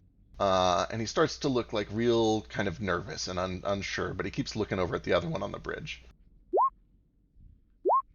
Now's your moment, Vasudeva. Yeah, if I haven't dropped the rings in yet, I'll do it now. All right, Vasu goes over and he drops the rings down. There's a couple flashes of light as each one lands, and they drift down into the hands of this little man that you guys have made. And he looks up towards all of you, and there's kind of a moment of resolute determination. He puffs up his chest, he stands up straight, and he starts to walk out onto the bridge. The other one looks over to him, and he watches the little man gets down on one knee, and he hands over the 2 rings. And then the second one kind of takes one, bends down and hugs him, and they both hug and they kind of spin each other around on the bridge. And then hand in hand, they start to run off into the 4th room. I'm so Aw. goddamn proud of you, son. They grew up so fast. They're so cute together. Make a a single tank. tear from his eye. When they emerge into the 4th room, however, you see that they are quickly surrounded by creatures that pop out from the walls of the 4th room. They appear to be other little humanoids, each of which is holding something sharp or a bow, and they start to kind of close in around the 2 of them. One of them Matt kind drops of in reaches... his tank. Those weapons you're making, Ace, hurry. I rolled a 30. I made a tank. All right, Ace and Nomad drop in their weapons, and you watch as each of them, one of them hops into the tank, and the other one grabs the weapons that Ace has made, and this glorious kung fu combat emerges as the 2 of them fend off these attackers, and eventually, as the last one is slain, cut in half like a Gumby monster, they walk into the 5th room, where there's a quiet little cottage nestled in the plains. There's a little cotton cloud of smoke coming out of the chimney. And you can see that there is a flash of light when they close the door behind them. And then all at once you watch as something emerges through the roof of the house. It appears to be kind of just this green sprout that rapidly grows and grows until it branches into a tiny little sapling and then a full tree that eventually emerges up from out of the water. And bursts about 5 or 6 feet above the surface of the water. And then you can see that kind of crawling up the trunk of this tree, clay begins to form until it eventually sprouts 2 arms and 2 legs and a face and forms an avatar of clay. Also, I feel obligated because you guys got a whole bunch of shit ahead of time to just show my notes here. I honest to God, dropped that little claim in on there on an absolute whim and was not expecting anything. I think we may have actually just stupided our way through this. I think we might have. You basically perfectly stupided your way through this whole thing, and I don't normally show notes, but I'm so goddamn impressed with it.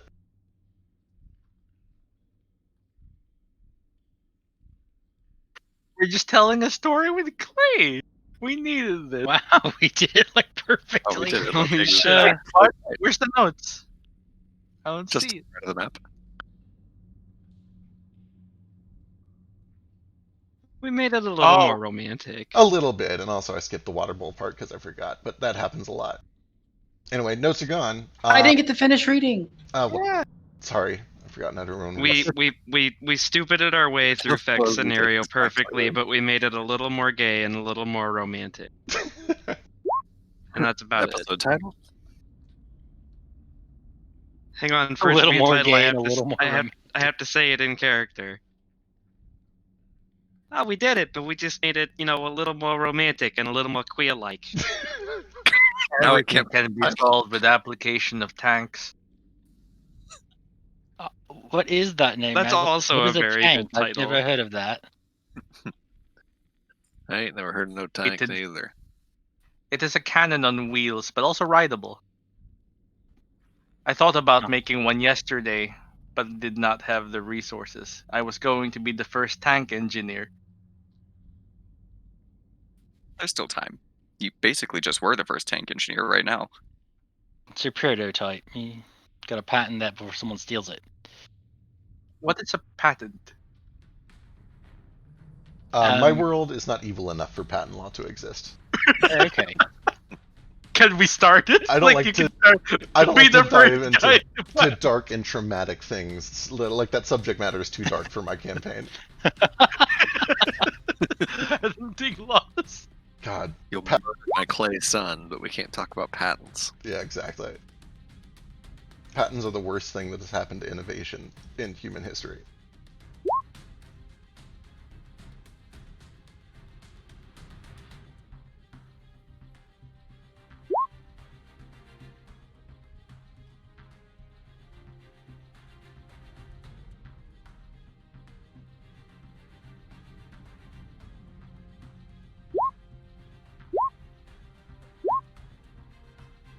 Alright.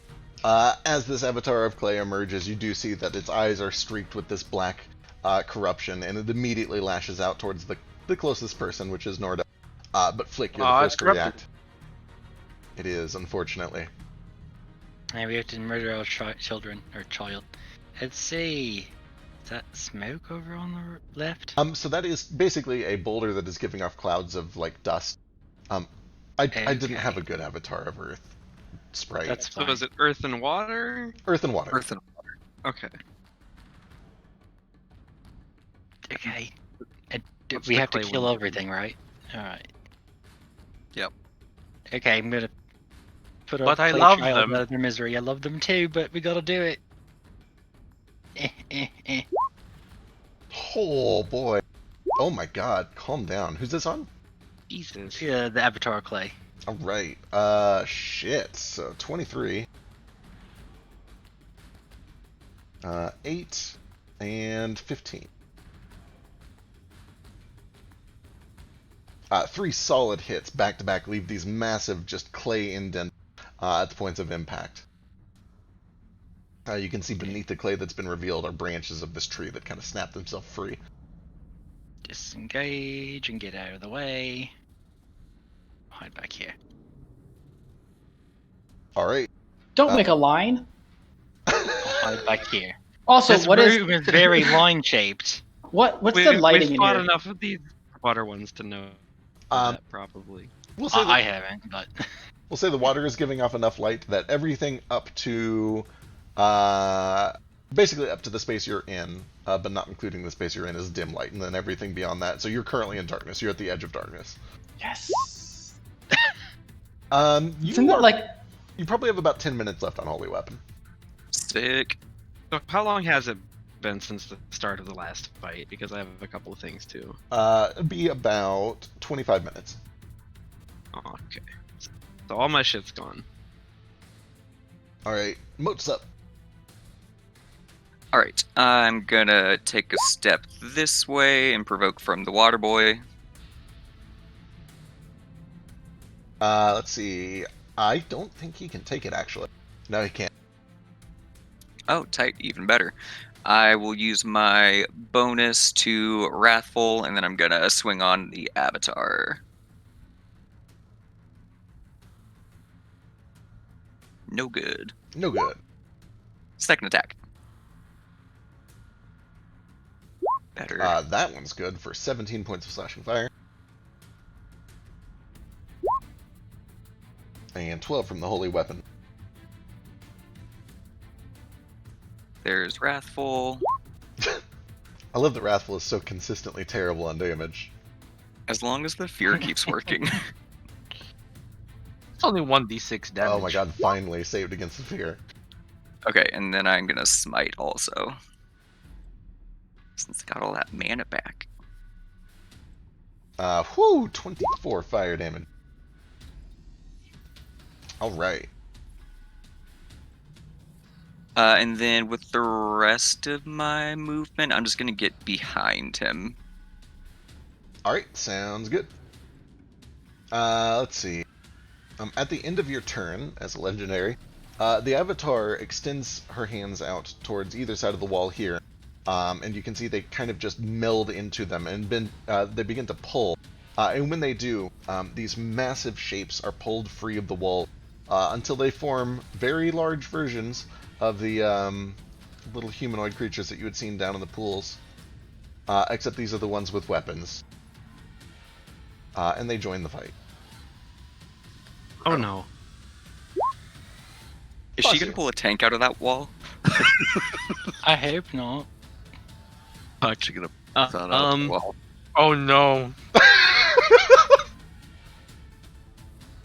So Vasu's gonna fly back into this tunnel a little bit, into the fallopian tube as much as he needs to get the 20 feet of dash. Sorry, I don't know much about girls. That is the fallopian tube, right? Let's just That's go what with this it. part's called. Okay. I'm not going to confirm or deny that. It is now. This is an ovary, right? Or ovaries, or I both was of thinking them? this. There's I was two of thinking them, the right? same thing when I first saw this room, but I just didn't want to say That's anything. definitely what The it is. uterus? You mean? You mean the uterus? Yeah, sure. God, how gay are we, guys?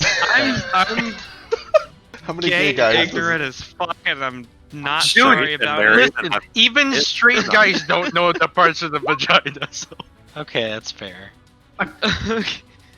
Okay, I'm gonna.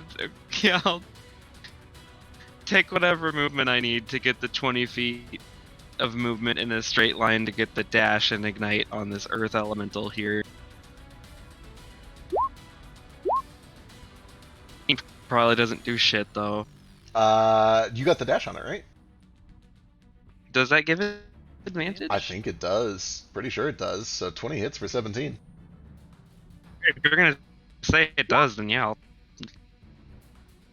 Oh, I was going for the Oh, actual gotcha, earth right. elemental though, like the big one. Right. Okay, excellent. So it's on fire, and then I'm going to.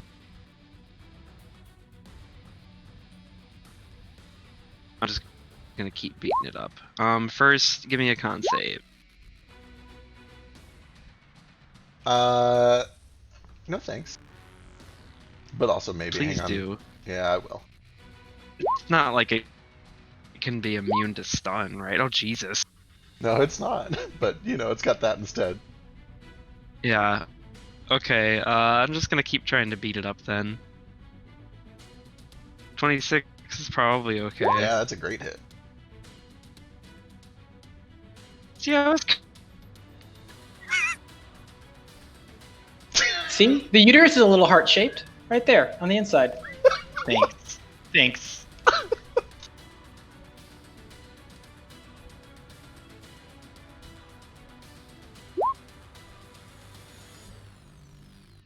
Then I'm going to just listen. Accurate. Don't blame American sex ed. Blame my flaming homosexuality. I'm gonna keep kicking it. 24 I is don't good think for I'm in another the 9. turn. I don't think I'm in the turn order. No, sex ed is split up by gender. You're not on the map. Studied on our own. Oh yeah, you're not on the map. Gosh That'll do it. darn it! You know what? I'm feeling good about this. I'm gonna try another stunning strike on this one.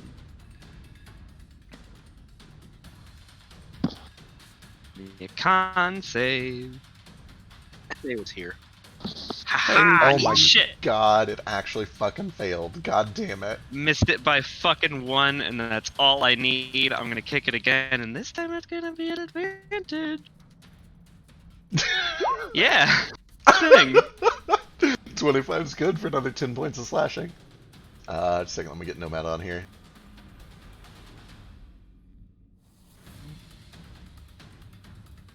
Well, thank you. Alright, 10 points of slashing. Anything else? I'm going to fly over here. I think I have enough movement and hopefully free ceiling space that I can fly above party members and also not provoke from anybody. Yeah, this chamber is It's about 30 stunned feet and tall, I just was like the making other. all of those attacks from reach. Excellent. And that's my turn. Alright, let's jump back up to Nomad, who rolled a 22.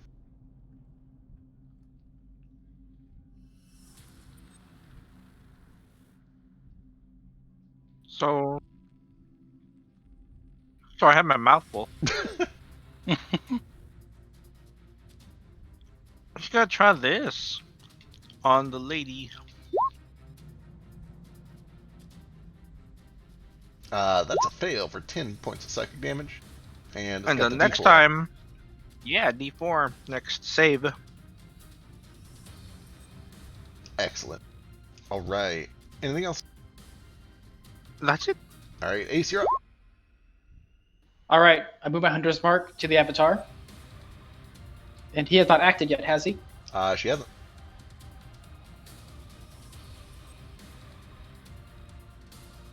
Are those just mirrors your HP really small? I think it's because we've beat the shit out of her. Yeah, you guys have. Oh, Gotten, that's her HP. I thought that was yours. Oh, I'm good. Did that hit? It does hit.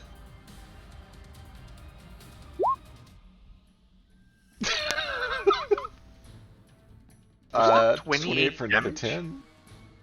It was. That first hit was 28 damage.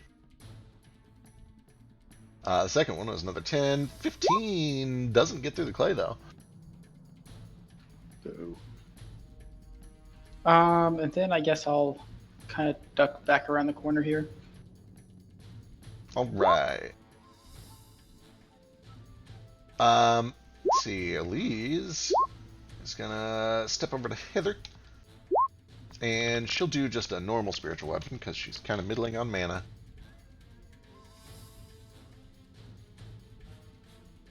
Oh my god, why is roll 20 so slow?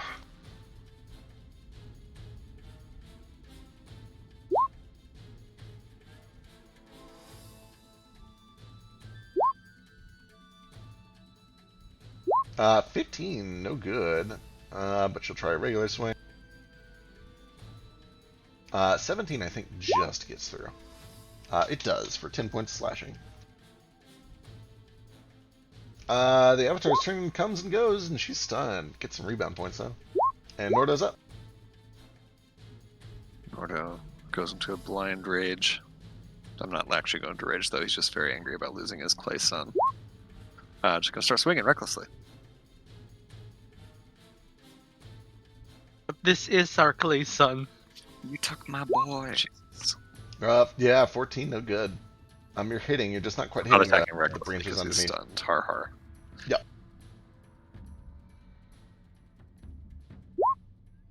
Yep. 22 is good, though, for 10. I will do a flurry of blows.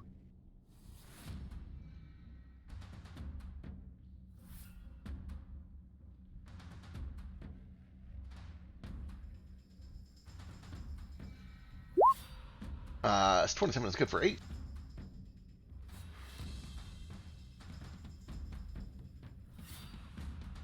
And 23 for 6. Still up. Motherfucker. And let's see, that's action, that's bonus action. I don't want to move, so that's my turn. So he's on fire. He might just burn to death. Yeah, it That took doesn't 8 do from that anything fire. for me. Alright, it's the moat's turns. Yeah, That's let's do it. plenty for me. Water's going to move right here, and it's going to fire a jet at Nomad and Flick.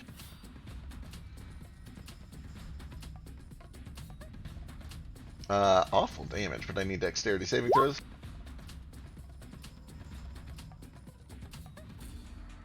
Okay.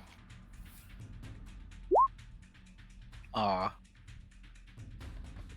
So Nomad takes all 12 and is pushed back into the wall and knocked prone. We'll just say you land about here-ish prone. Moat still has the sword. Excellent. It's a weird prone. It's like I'm in water. He's floating around the air. And then Stone sees a prone target and is going to wheel around here and swing with advantage on Nomad.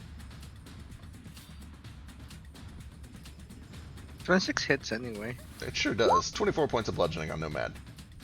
I'm gonna That use a reaction to lower the damage. Here we go, real quick. Second level. There we go. Oh, only 8. It's something. Rolled a This 1 and a question- 2. This Terrible. question is probably reaching a bit, but does it have to leave my reach at all to make that movement toward No. Nomad? It doesn't. It just wheels right around you. Gotcha. Let's see. Neat. The Templars are going to swing one on Moat and then on Nordo. So top for Moat. And bottom for Nordo.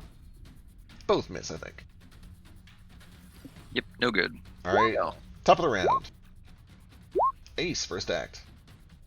Oh boy. I rolled low for once.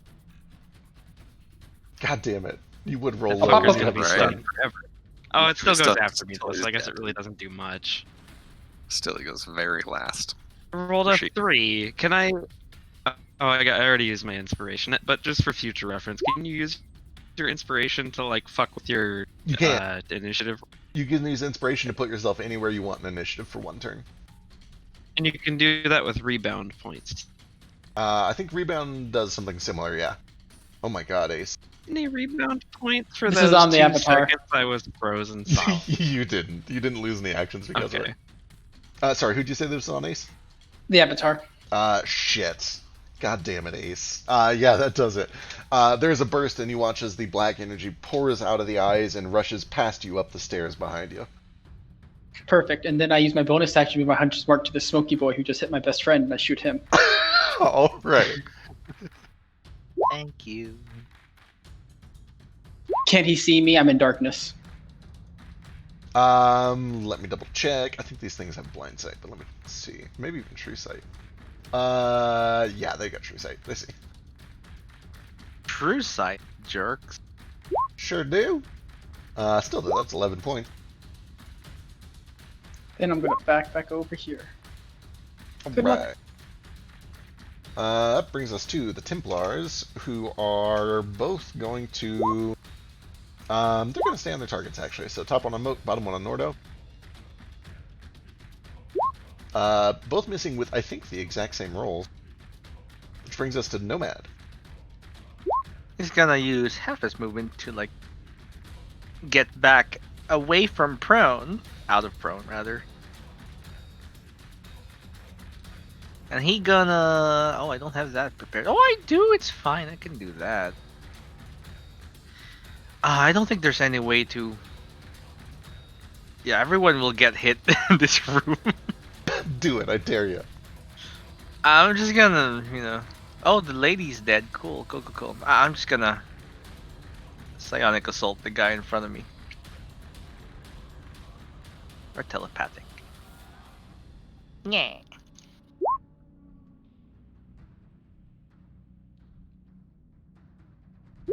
14 points of psychic damage as you crush the minor intellect inside this thing.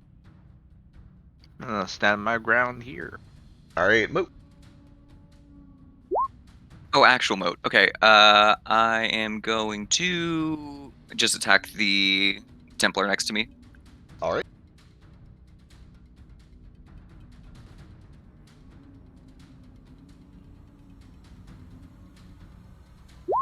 Ooh, 28 for 14 is good. Another 7. And then I'll smite.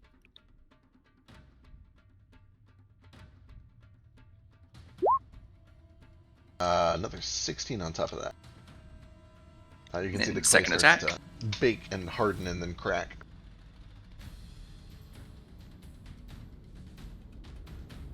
For 17, almost down. Down. Thanks, Holy Weapon. Thanks, God. Bless. And then I will just step up to this other Templar. And that's me. Alright, Vasu. Okay. The one I was planning to beat the shit out of more is dead, so I'm just gonna beat up this earth elemental right in front of me.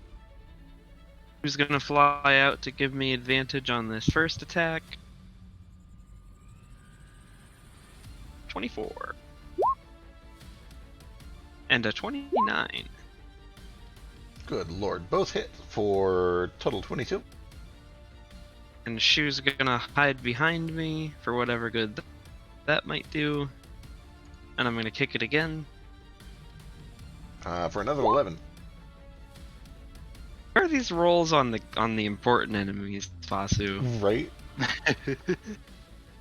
I can beat up mooks all day, but I mean, can't that hit stun the- killed the boss. That's That's true. You did true, I stun lock guess. that boss for the entire fight. It never got a turn, I don't think. Nope. I think he Stunning dies. strike. Stunning strike is great and super helpful, but it doesn't make me feel as good because I don't kill it directly. Right. Ooh, I'm not going to flurry this because I want to save some key points. I'll just stay where I'm at. All right. Brings us to Flick. Okay, well, his mote's right here in my face. I'll hit him. Yeah. Maybe. Oh, I think 17 or yeah, 17 just misses. No. Oh, that would have been nice. Oh well. Okay. God, I hate not having extra attack. I guess I also used a cantrip, so that's me. Rogues. Moats are up. They're gonna do some moat things. Where's a nice line? This looks like a nice line.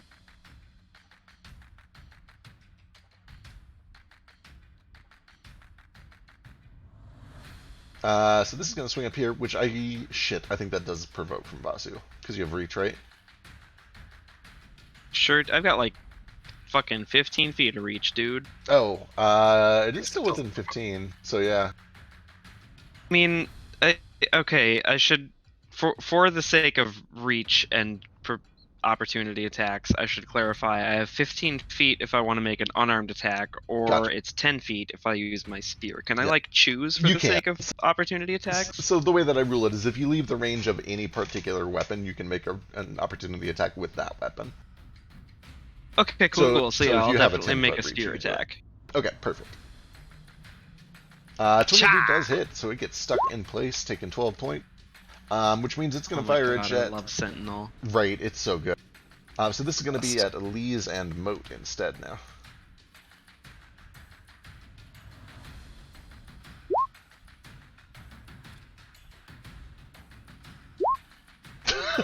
the two clumsy plate wielders both go flying back into the wall here. Take 22 points each and land prone. Fortunately, the clay is a pretty soft surface, so no additional damage. But then, Earthboy... Nomad did stand up from prone. What a damn shame.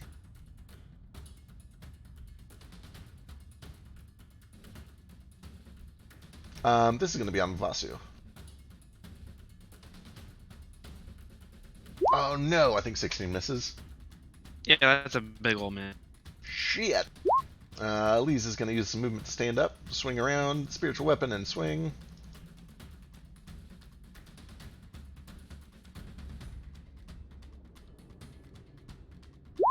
Hit and miss? No, another hit. So 22 total. Which brings us to Norda. Okay. I will attack recklessly. Just swinging my axe, trying to meld this clay soldier back into the wall behind him.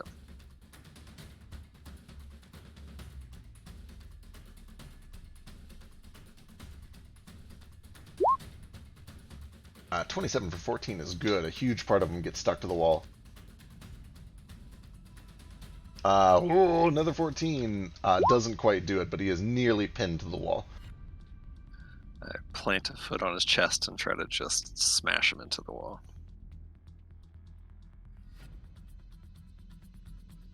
And like playing with Play-Doh, it kind of spreads out the sides of your foot until it is completely flat and disappears. And some of that clay splatters onto Nordo, and that sweet, sweet earth element gives him life.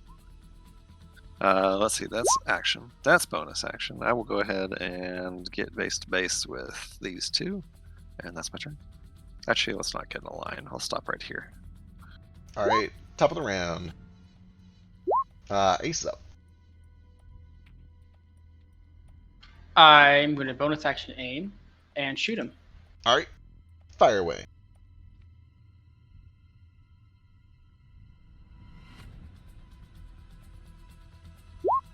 Did we get Gale? Where's Gale? Took you long enough to notice. He's not on the map. Why didn't you say anything? on the I map. did. I was eating anyways. Gale's just That's like- sitting on the stairwell eating a sandwich. He's eating half a tomato, just crying. Someone put half a tomato in my sandwich. I can't fight, guys. It's his kryptonite.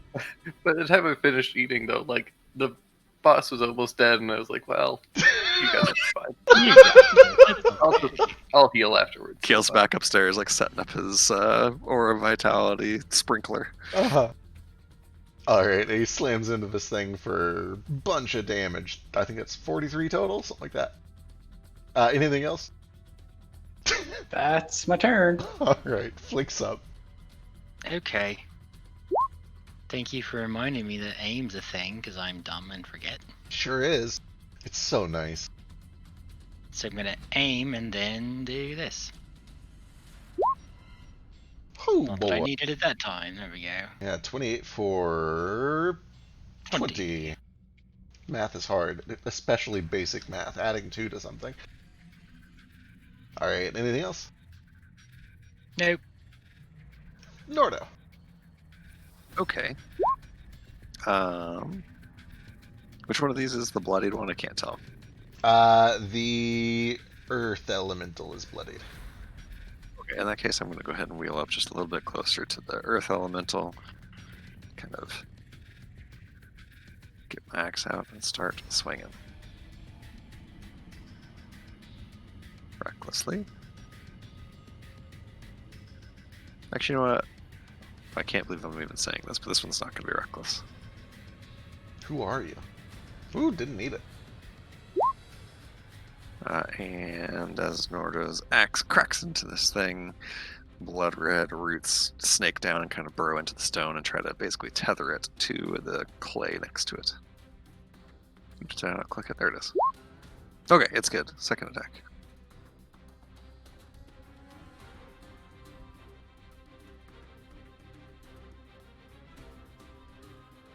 Miss. Yeah, 13's no good. And a bonus action. Wooden flurry. Actually, no, just an armor strike.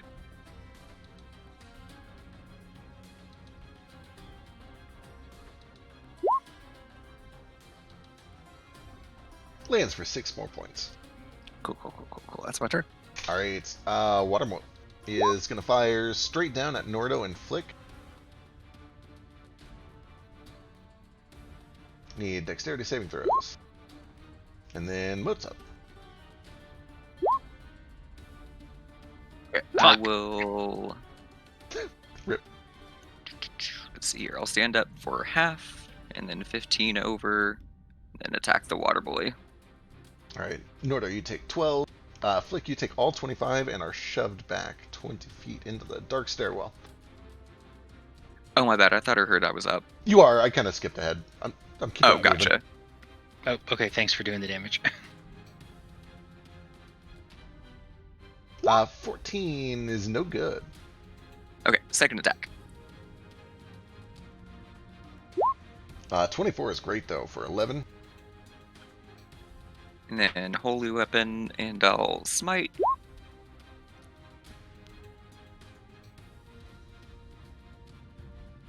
Oh, shitty damage. Woo! Another 7 on it. And that's it. Alright, that is Vasu.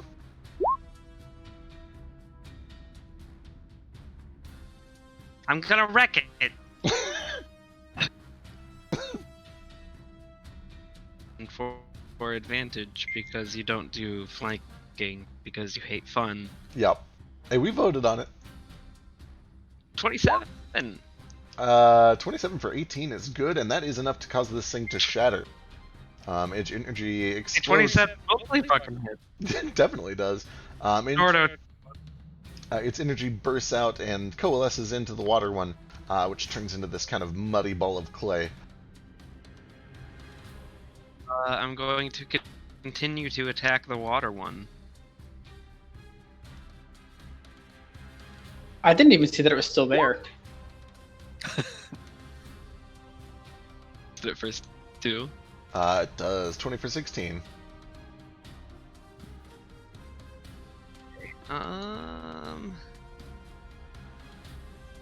How badly beat up does it look? It seems to be in pretty good shape. I'm going to declare a flurry, and I'm going to continue to kick the shit out of it. Oh, Ah, I wish I had advantage. Damn Still. shame. 11 is no good, I unfortunately. shouldn't have stunned it. That's about a 28. 28 is real good for 10 points. And you know what? You know what? You know what? You know what? Give me a con save. I don't That's want the spirit. to. Oh, thank God. Oh, fuck. Heck, hurry up and level us up like 4 more times so my DC becomes a 20. Alright, that's my turn. All right. Nomad. Woo! 24 for 18. Huge chunk of this clay bakes off. All I got. All right. Elise will swing twice. Is it clay or ice? It's Water. currently clay. It's like this muddy clay. The earth elemental Gotcha. is kind of merged into it.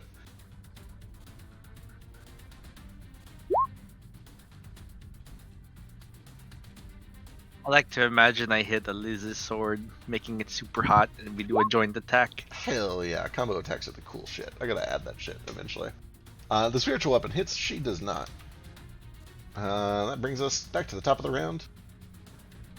Nordo. Alrighty then. I am going to make a reckless attack with my battle axe.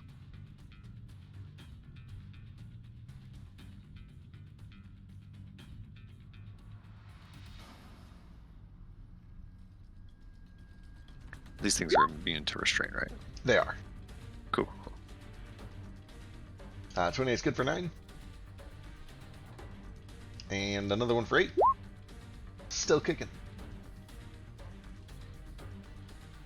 Riddle me this. Would you consider it meta or inappropriate for me to say I'm going to hold an unarmed strike until I feel that it's close enough to dead that an unarmed strike would kill it? No, that's reasonable. Can I even hold a bonus action, actually, come to think of it? Oh, no, you can't. Okay, never mind. I'm just going to crunch into it with my teeth then. Perfect. Good to know that. I feel like in World, Nordo knows that he needs to get killing blows. Yeah, I mean, it's like a... You know how your class works. Right.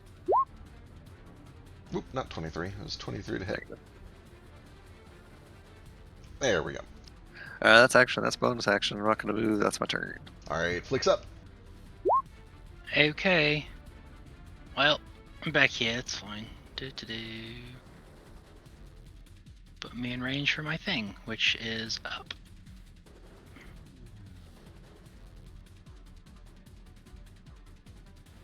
Whoo! Oh, that's a shame on that crit damage. You do get the compass, though, so roll another d8 for that. Okay.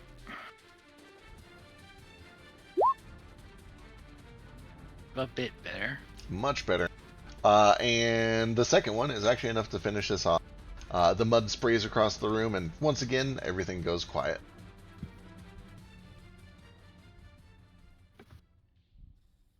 Well, 3 down. Let's go to the next one. Before we go, I'm going to take a little bit of clay from this wall, and I'm going to shape it into a very small Tarrasque, just like the size of, like, I don't know, a little figurine. Sure. And I'm going to place it in the water. Alright. See what happens. Yeah, there's a flash of white, and the Tarrasque starts to kind of thrash violently, tears up the crib, tears up some of the walls, and eventually starts to stomp his way over towards the hallway. But as it does, it kind of scrapes against the walls and splits down the middle and kind of merges into the two. Before I- it gets to, like, even try to walk out of there, as soon as it starts, like, rampaging around and destroying the crib and stuff, I want to reach in and try to just pull it out. Okay. As soon as you touch the water, you feel this violent burning sensation on your skin.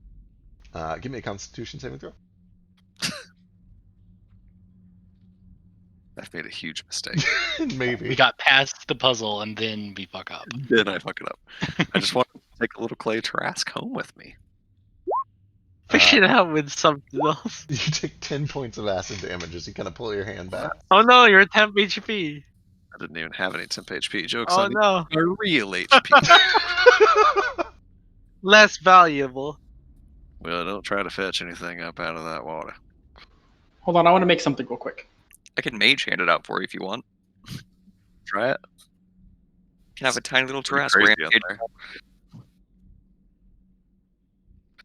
there. Yeah, you're able to kind of reach the mage hand down and pull it out. This thing is still dripping wet with whatever this stuff is, and you imagine you probably want to give it a second, but as soon as you pull it out from the water, it does kind of de-animate in place.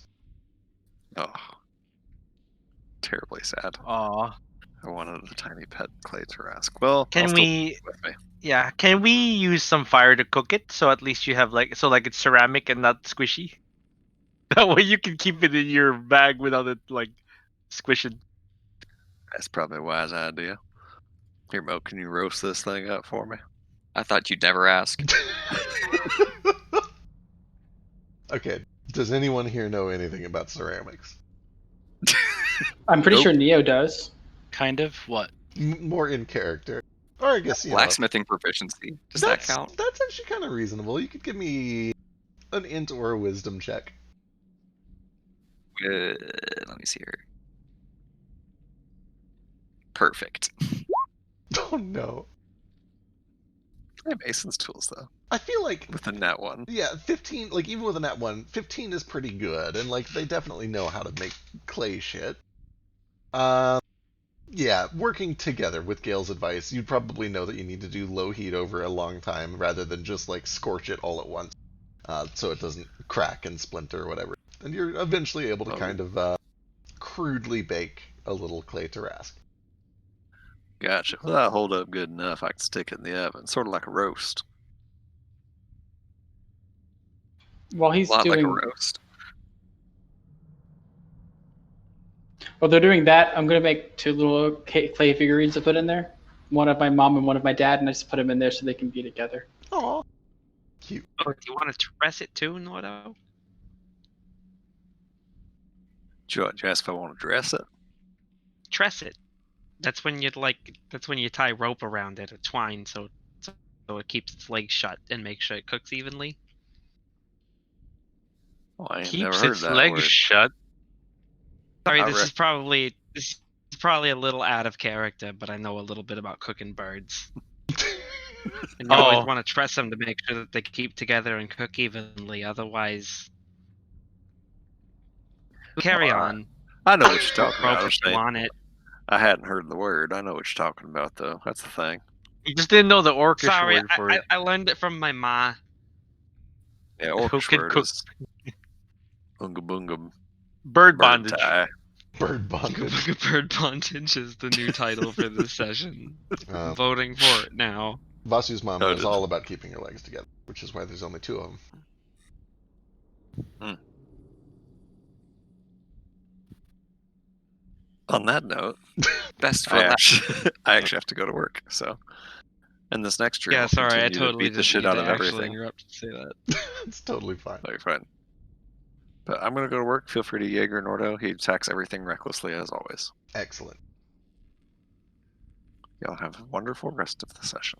Good luck at work. too. If Good you luck. guys don't Bye. level up while I'm gone, I will literally murder you.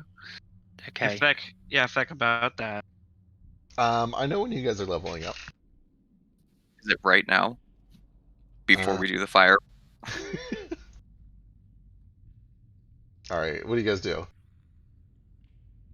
Head to the next room before our magic holy weapon and hunter's mark run out.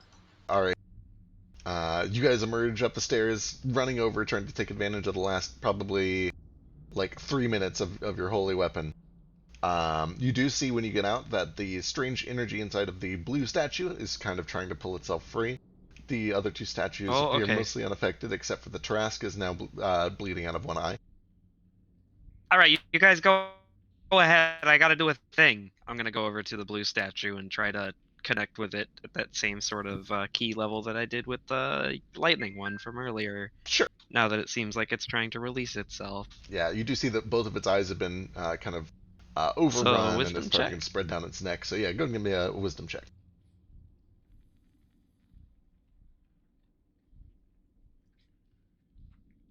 Oh, it's not a crit. I'll give him my inspiration. Bless you. I know you actually roll all of these dice yourself, so give me something good. Eh? better than an 8. It's something, I guess. With the 12, you can feel this resilience that this thing is doing its best to fight back, and it is reluctant to give up its control over whatever is inside of the statue. And eventually you're able to coax some of that energy back out, but you don't feel that you've made as strong of a connection. You feel that some of the energy just refuses to impart itself to you. I will whisper you a thing as some of the energy is absorbed into your body.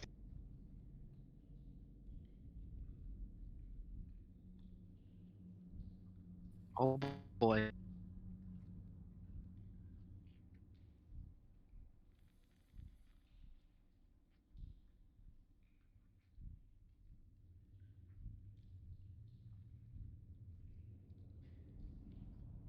Uh, in the meantime, why is this not I did saving? not see any whispered thing for the record. I don't know if you sent it yet. Trying. Roll 20's being weird. You can do it. I believe in you. Go. What the fuck?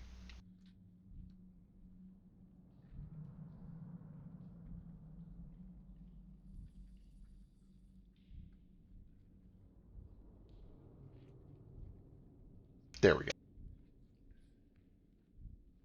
In the meantime, the rest of you guys going on ahead find yourself back in the lava-filled room with the weapons and tools on stands, and then the barrels of liquids kind of in the middle of all of them. And then the dragon with an open mouth along the back wall, surrounded by a sheet of molten rock. Okay. Before I catch up to the rest of the party, I'm going to touch my hands to the statue again, and just like I did before, I'm going to try to pump some ki into it to heal it a little. Okay. This time I'm just going to say, fight, stay strong. I don't know, something encouraging. Sure. Give me a roll. Unga Bunga, don't die. Feels 3 this time. Do you feel this? I don't know if you wanted like a wisdom check or something to go with that. Just the healing roll is fine.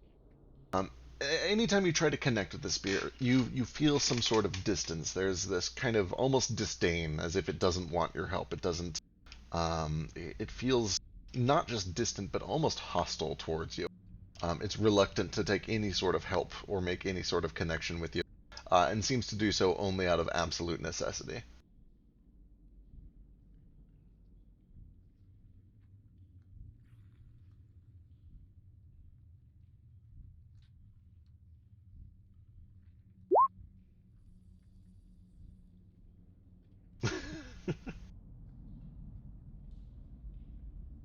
Alright, who looks the most beat up?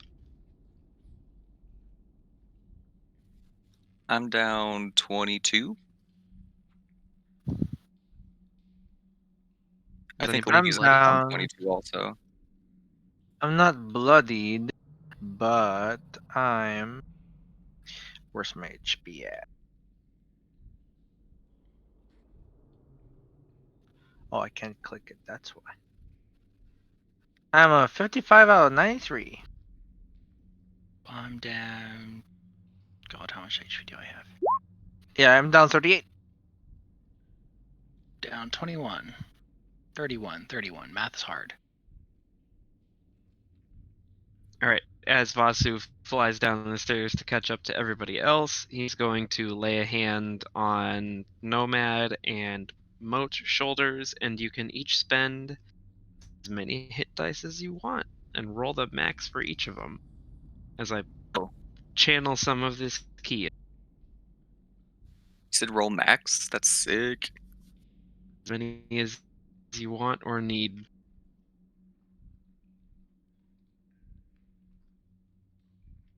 Let's see.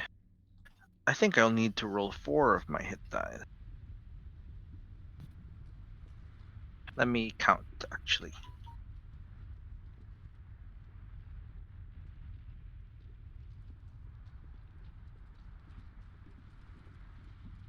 I love that Shu is just still over there alone. He's over there making little shoe sculptures, dropping them in.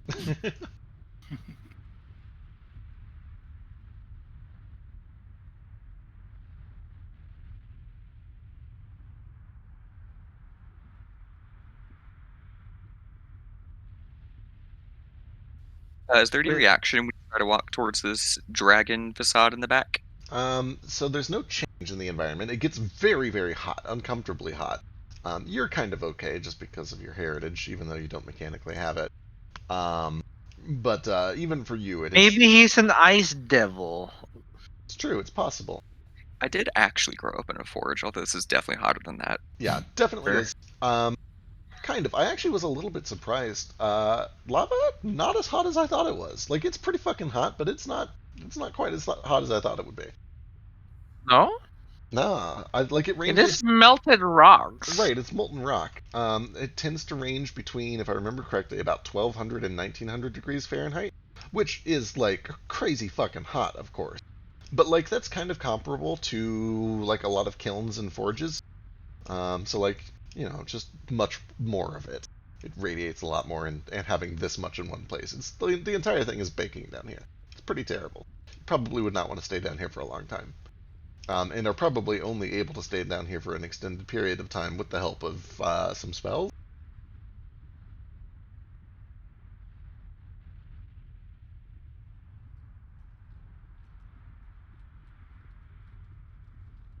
Makes sense.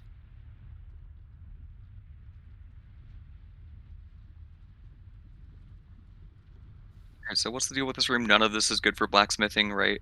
Yeah, so each of these pedestals has a thing in it that seems like you can probably pull it out. It seems to be kind of embedded into a little slot.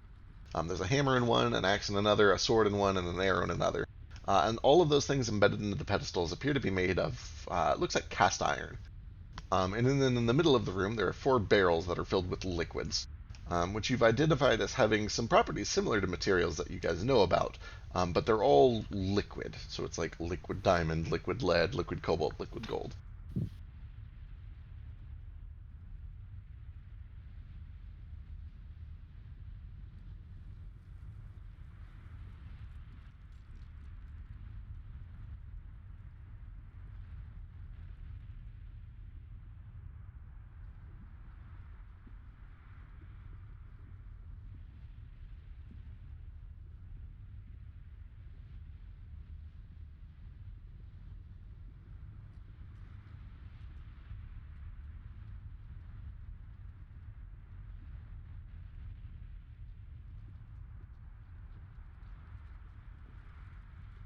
Can I take out from my bag? We'll just rummage around for a second, and I pull out the fancy shoes that Nomad bought me forever ago, and I try to dip them into the diamonds just to see what happens. All right. Ooh. Are these shoes magical or are they just fancy? It's fancy. All right. Yeah, they're just expensive shoes. You dip the fancy shoes down into this barrel, just a couple inches to test it out.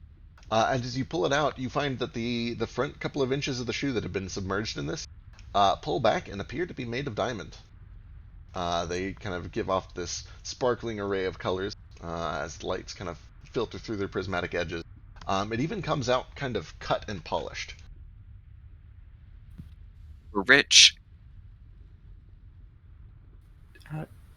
Do I know of any like symbolism with any of these weapons? You could give me an Arcana check or a History check or a Religion check or any other check that you want to justify. I'll take second. Woo! Don't need it. Holy shit. Oh. Okay. Yeah, you would know a lot about all of these materials. You would know that diamond is typically associated with divinity and with life and with magic. It is rumored that it is made from the same thing that people were originally made from.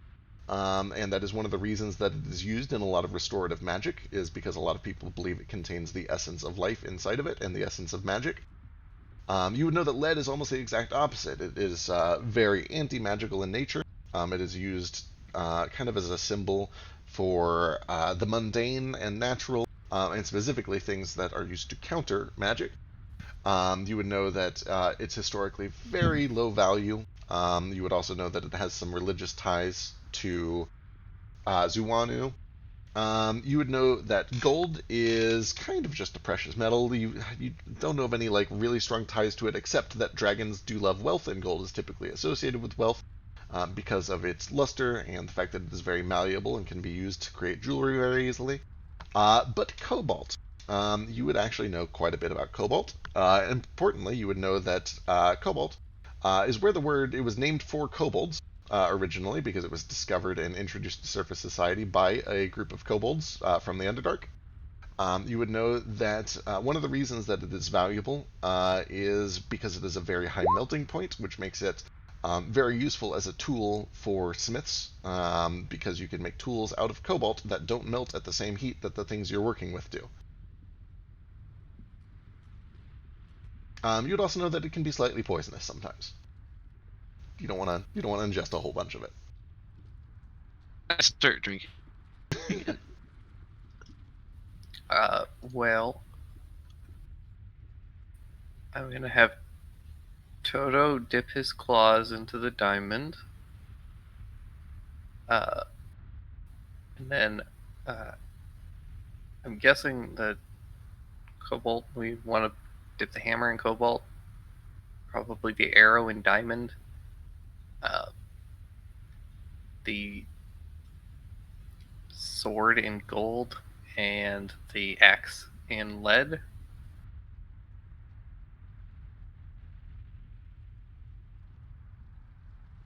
That would be my assessment.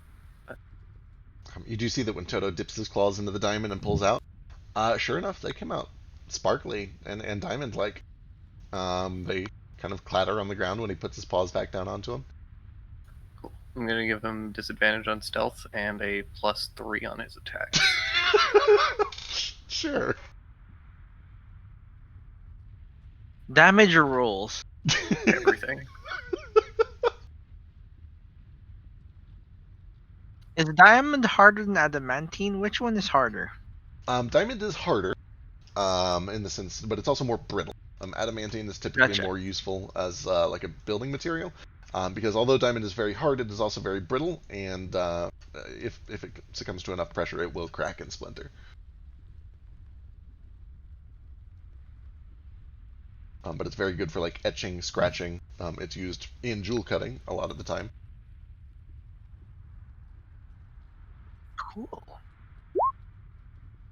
Can it be used to cut diamonds? I'd have to do some research. I assume that it probably can, just mechanically. It auto crits an object. Yeah. And diamonds doesn't seem to have the property. I'd have to do a little research, but probably, yeah. I'm gonna take the hammer and dip it into the lead. All right. Sure enough, when you dip it in and kind of pull it out, everything except for the handle that you're holding onto comes out as solid lead. Very pliable, very heavy. Comes out heavier than when you put it in. Actually, it's probably about the same weight. Sorry, I meant cobalt. Oh, gotcha. Okay. Yeah, you pull it out. And sure enough, it's kind of this dark silvery metal that just has this vaguely bluish hue to it when you pull it out. The metal is a lot darker and less colorful than you expect from the liquid when you dip it in, but it does come out as cobalt.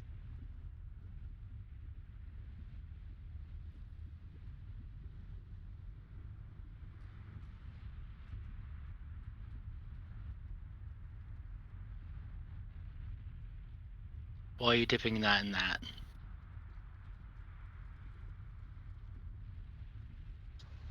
It's cobalt is a good metal for smithing tools, and this is the only smithing tool here. Okay. Guess that makes Sounds sense. Stands.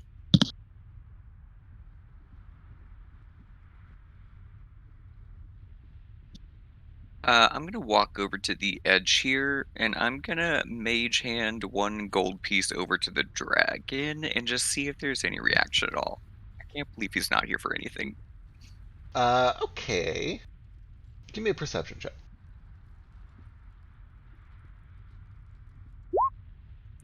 Right? All right, delight. As you mage hand this gold piece over to the dragon, You do see that as it approaches kind of the mouth, it suddenly bites down. It seems to kind of grab at the gold, and it starts to gnaw and chew on the coin, bending it until this golden coin kind of just folded in on itself and kind of torn and bent, and eventually gets pulled into the wall of molten rock behind it, and starts to melt into it and trickle down the wall. And then after a few seconds, the dragon's mouth kind of opens back up into the roaring pose that it took before.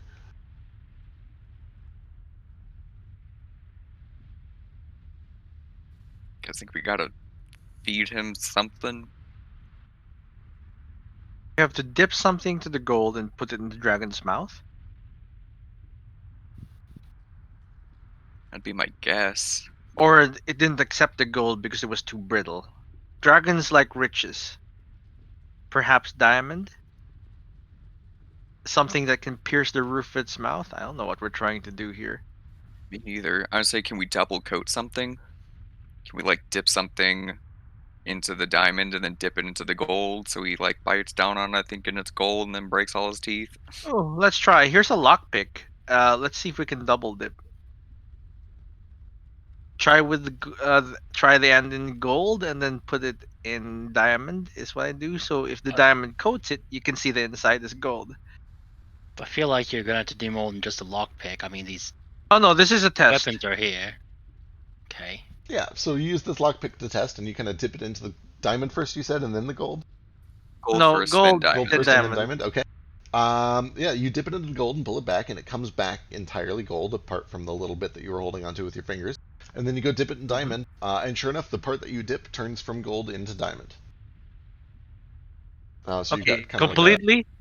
like just the part that you dip, yeah.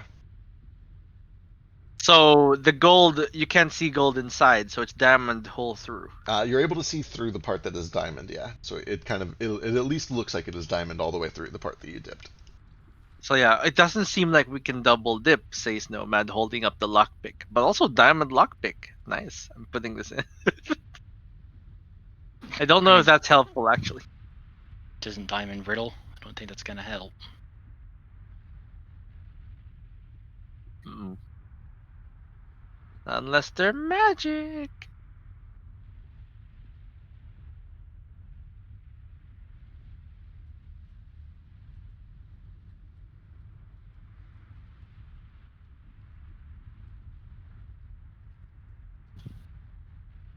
So you think we're supposed to dip these into different things and then feed it to the dragon to confirm our answer? That's Possibly. what I'm working with. Okay. Seems reasonable. Do we want to just submit the hammer? Because that seems right, but I don't really know a whole lot about this. Sure. We'll probably need. Nordo can probably just throw it. Probably can. I don't think a mage hand is going to be enough to pick up a lead hammer. No. Yeah. Yeah. A little more than 10 pounds for sure. Alright, so you grab Nordo and you hand him the hammer. What has the hammer been dipped in? It's cobalt, right? To be fair, so can Moat. Moat's got 20 strength. That's true, that's true. Either way. Wow. I'd rather the turtle do it. A turtle pro image in my head. I reckon I can Oh throw a yeah, because he throws hammers. hammer.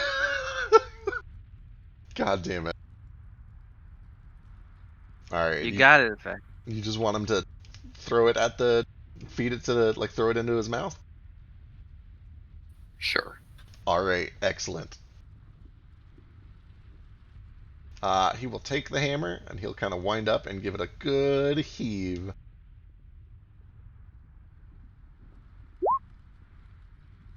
The hammer goes flying over into the mouth of this thing.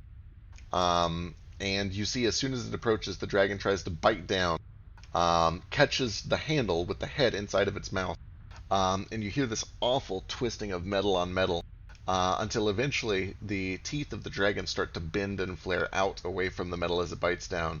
And then you see the molten lava starts to flow around the hammer that has been kind of held in place by the dragon's mouth. And it starts to get hotter and hotter, but it never melts. It turns orange, but it kind of holds at this position. And then you can hear this creaking, groaning noise. And then there's a click, and a click, and another click. And then all at once you start to hear this heavy, like stone on stone. And you watch as these curtains of lava begin to pull themselves back, revealing 2 more chambers. Oh. These walls are no longer flowing down. You can see through them. 2 more chambers with little raised stone platforms in the middle of each one. This stone platform has just kind of a bowl shape in it, almost like an indent.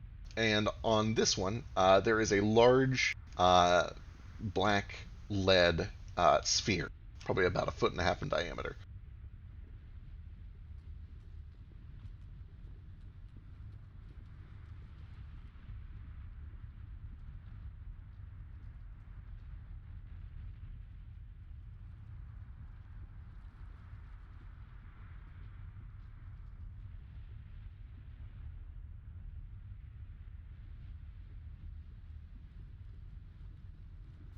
Look like this sphere would fit into the indent on the other side. Yeah, about the right size. Looks like it would probably have a little room to spare. This is a fucking tilt control puzzle, I swear to God.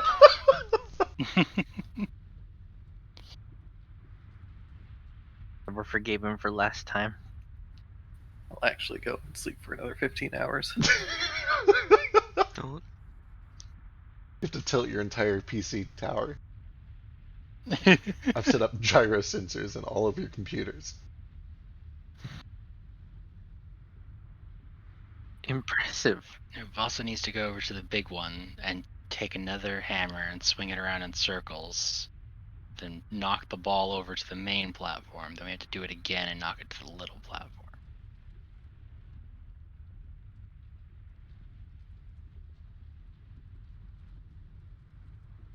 But I think we need time stop for that, and we don't have that, so never mind. We could just try to fly over and pick it up, see if it's movable.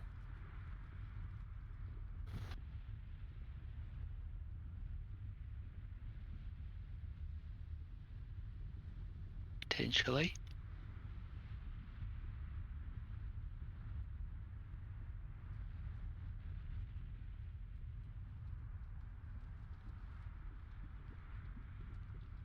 So I'm really sleepy.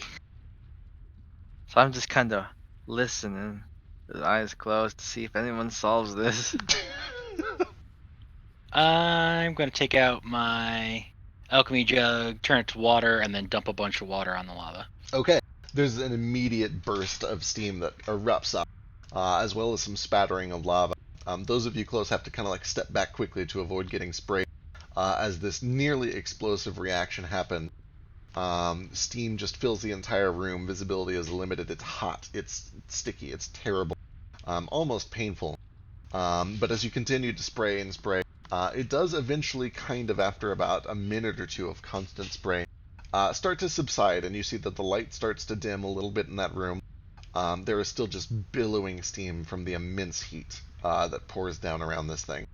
But it does eventually kind of start to harden the surface layer of the molten rock over on that side. I don't know, I've heard that if you dump water on it, it tends to rock. Guess it takes longer than I thought it would. Keep doing it though.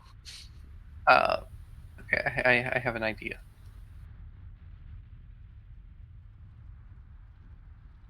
But we need to sleep before I can do it. What's the idea? I could turn that lead ball into a creature, and then it could walk itself over.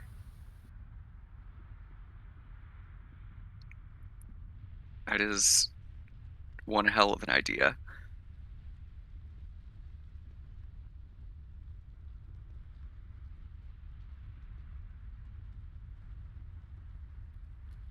I feel like we got to be missing something with these other weapons still, though. Like, how big is the sword? Is it walkable? I don't know what walkable means in the context of a sword, but it is the average size of a long sword. Okay, because it looks massive on that wall over Oh, there, and I figure we could use gotcha. it as a plank. I see what you're saying. No, it's not. It's not. It's the normal size of a sword. I just made the icons big.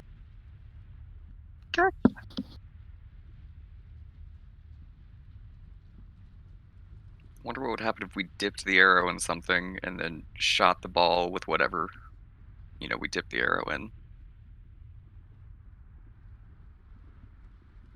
Hmm.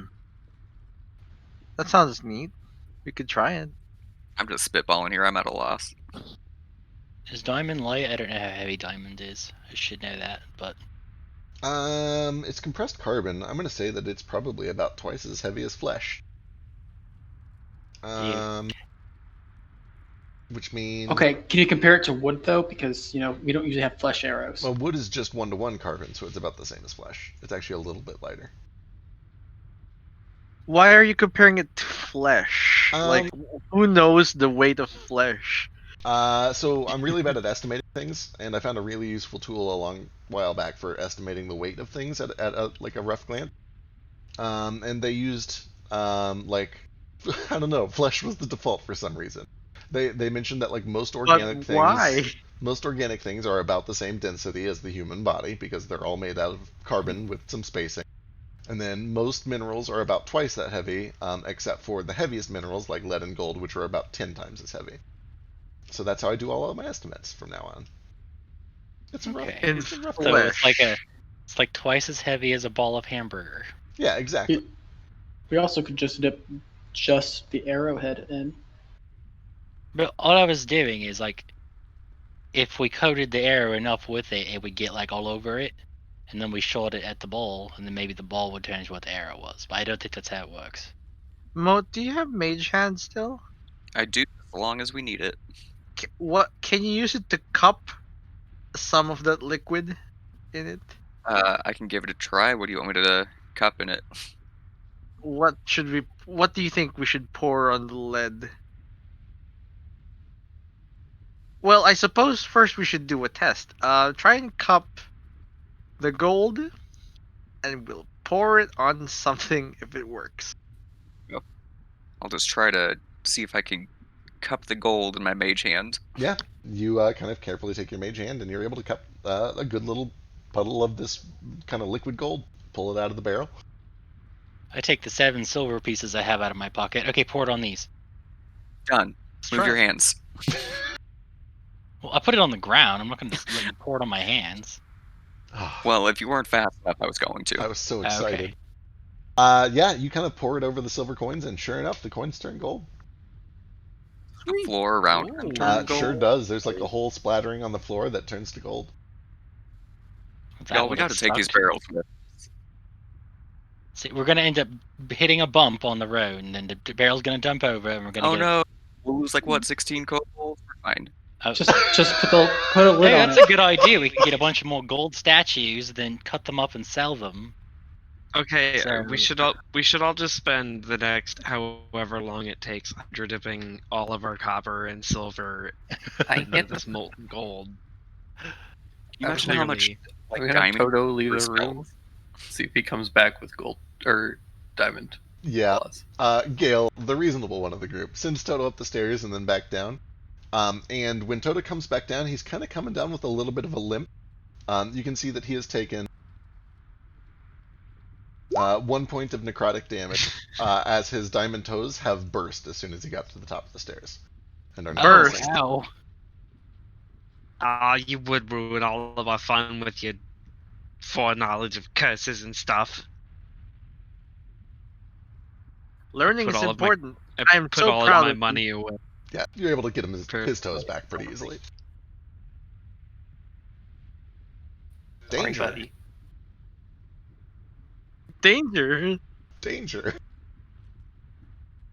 Alright, well at the very least I can try spilling something onto that ball over there. What do you guys think we should try? Yeah. What the ball looks like it's made of lead, right? Maybe cobalt, because cobalt's good. Well, the opposite of lead would be diamond, right? So should we not make it a diamond? Wait, why are Can we I just doing the opposite? go try to poke Well, the ball Ma- actually Yeah, with my mage hand? you take Does the it mage move hand at and- all? Is it too heavy to move? Is what I'm getting at here. Yeah, it budges a tiny little bit, but like it takes all of the effort of your mage hand just to like shift it a tiny bit. Okay. Definitely too heavy to lift.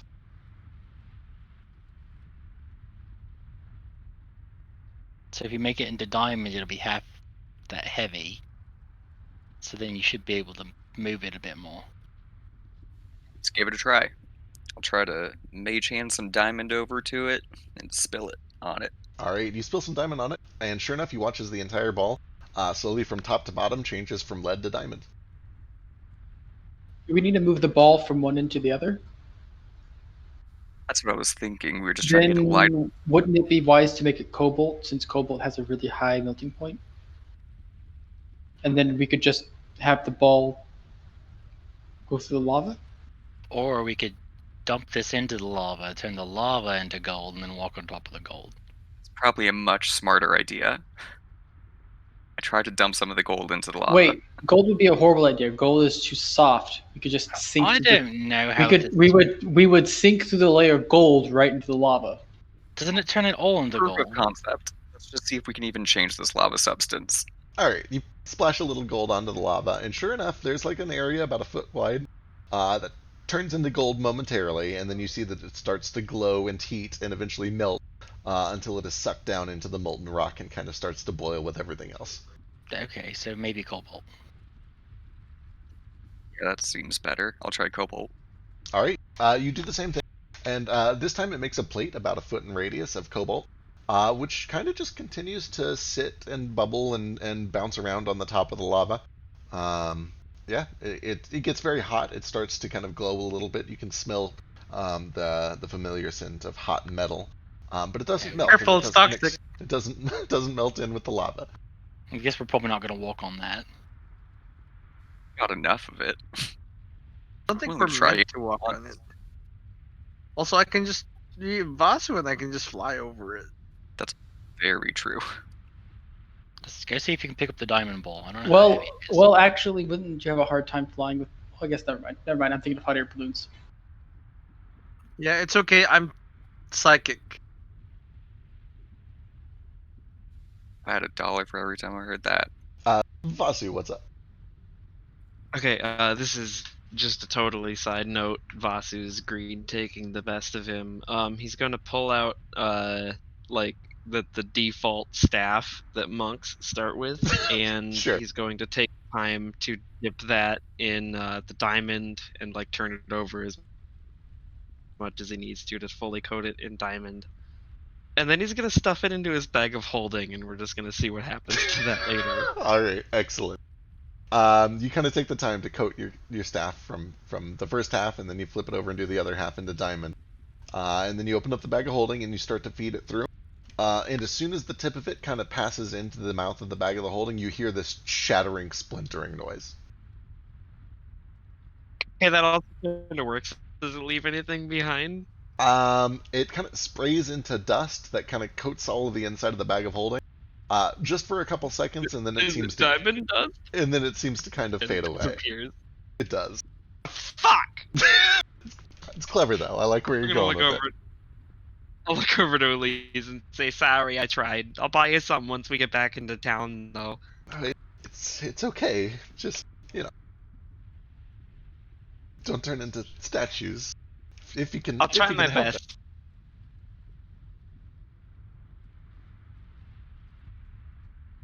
I really hope that would work. We should go try to pick up that ball and see if it's movable now that it's diamond. Yeah, I'll go try to do that now that I'm done fucking around. All right, you go real quick. I guess give me an acrobatics check to try to like go over, swoop over, pick it up without melting. You take just a little bit of like baking heat damage from having to do a low swoop to pick it up. 2 points of fire damage. But when you grab it, it is. 1 fire damage. Oh, I'm sorry. 1 point. Oh wait, didn't you switch that to cold in the? Yeah. Yeah, I did. did. I mentioned it before we went into the last room, actually, because I thought we were going to go down here first. I said as soon as we felt the heat, I typed it out. Gotcha. Okay. I said as soon as we felt the heat, I did just like a control flames or whatever to I resist gotcha. fire instead. And then yeah, For you're all the able good to, it did this time, but you're just able to to note that I have it. kind of snatch this up easy enough. It's it's a little bit heavy, like a crystal ball would be, but it is only 10% as heavy as the lead would be, and you're able to pick it up and grab it and bring it back pretty easily. I fly back. I stare at it for a few long moments and resist the urge to stuff it into my bag of holding. But then I'm just like, okay, here you go. What are we doing with this? God, it's so shiny. It's really shiny. We could just live down here. Why Should- would we want to do that? When we're done, should we just take that lead ball with us? You could turn it into lead powder, and then we'd have a lot of lead powder. We Okay, have we so much already lead have powder a lot, already. yeah. I think we need to drop that ball into the divot over here. It's my running theory. Let's try it. All right. You having Vasu fly over, or how are you doing it? Mage hand? It's still Mage too heavy Hand's- for Mage Hand. Mage hand has gotten stronger. I got this. It has gotten stronger, but I don't think it affects the weight you can carry, if I remember. It does, I think. Let's pull up Mage hand again. While the two of you Make are discussing it- Mage Hand, you watch Vasu swoops over, dunks this thing gently into the thing, and comes back with nothing but a few blackened feathers. And sure enough, the entire area begins to sort of quake and rumble. The dragon's mouth opens wide, and you watch as a face emerges from the wall of magma behind it, and pulls itself free, surrounded by a couple of elementals. And I think we'll probably pick up here, just because I know we lost Seek a little early, and also Frisk desperately needs to get a little nap in before work. 100%. Yeah, I can also Totally use some fair. sleep. So Probably should do because I work early. Cool, cool. Alright, then this is where we'll pick up. Level up though, right? Not quite yet, but I will say You bitch. be prepared to level up. Probably like mid next session. And then just do it now.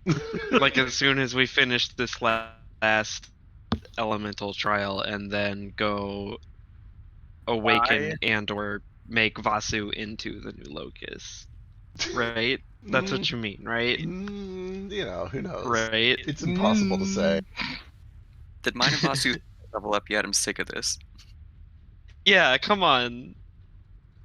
The one time that we were close enough to actually ignite my spear, everything was dead before I could hit anything with it. You got to give me some credit for it. I'm trying, man. I think that next session will be a fun session.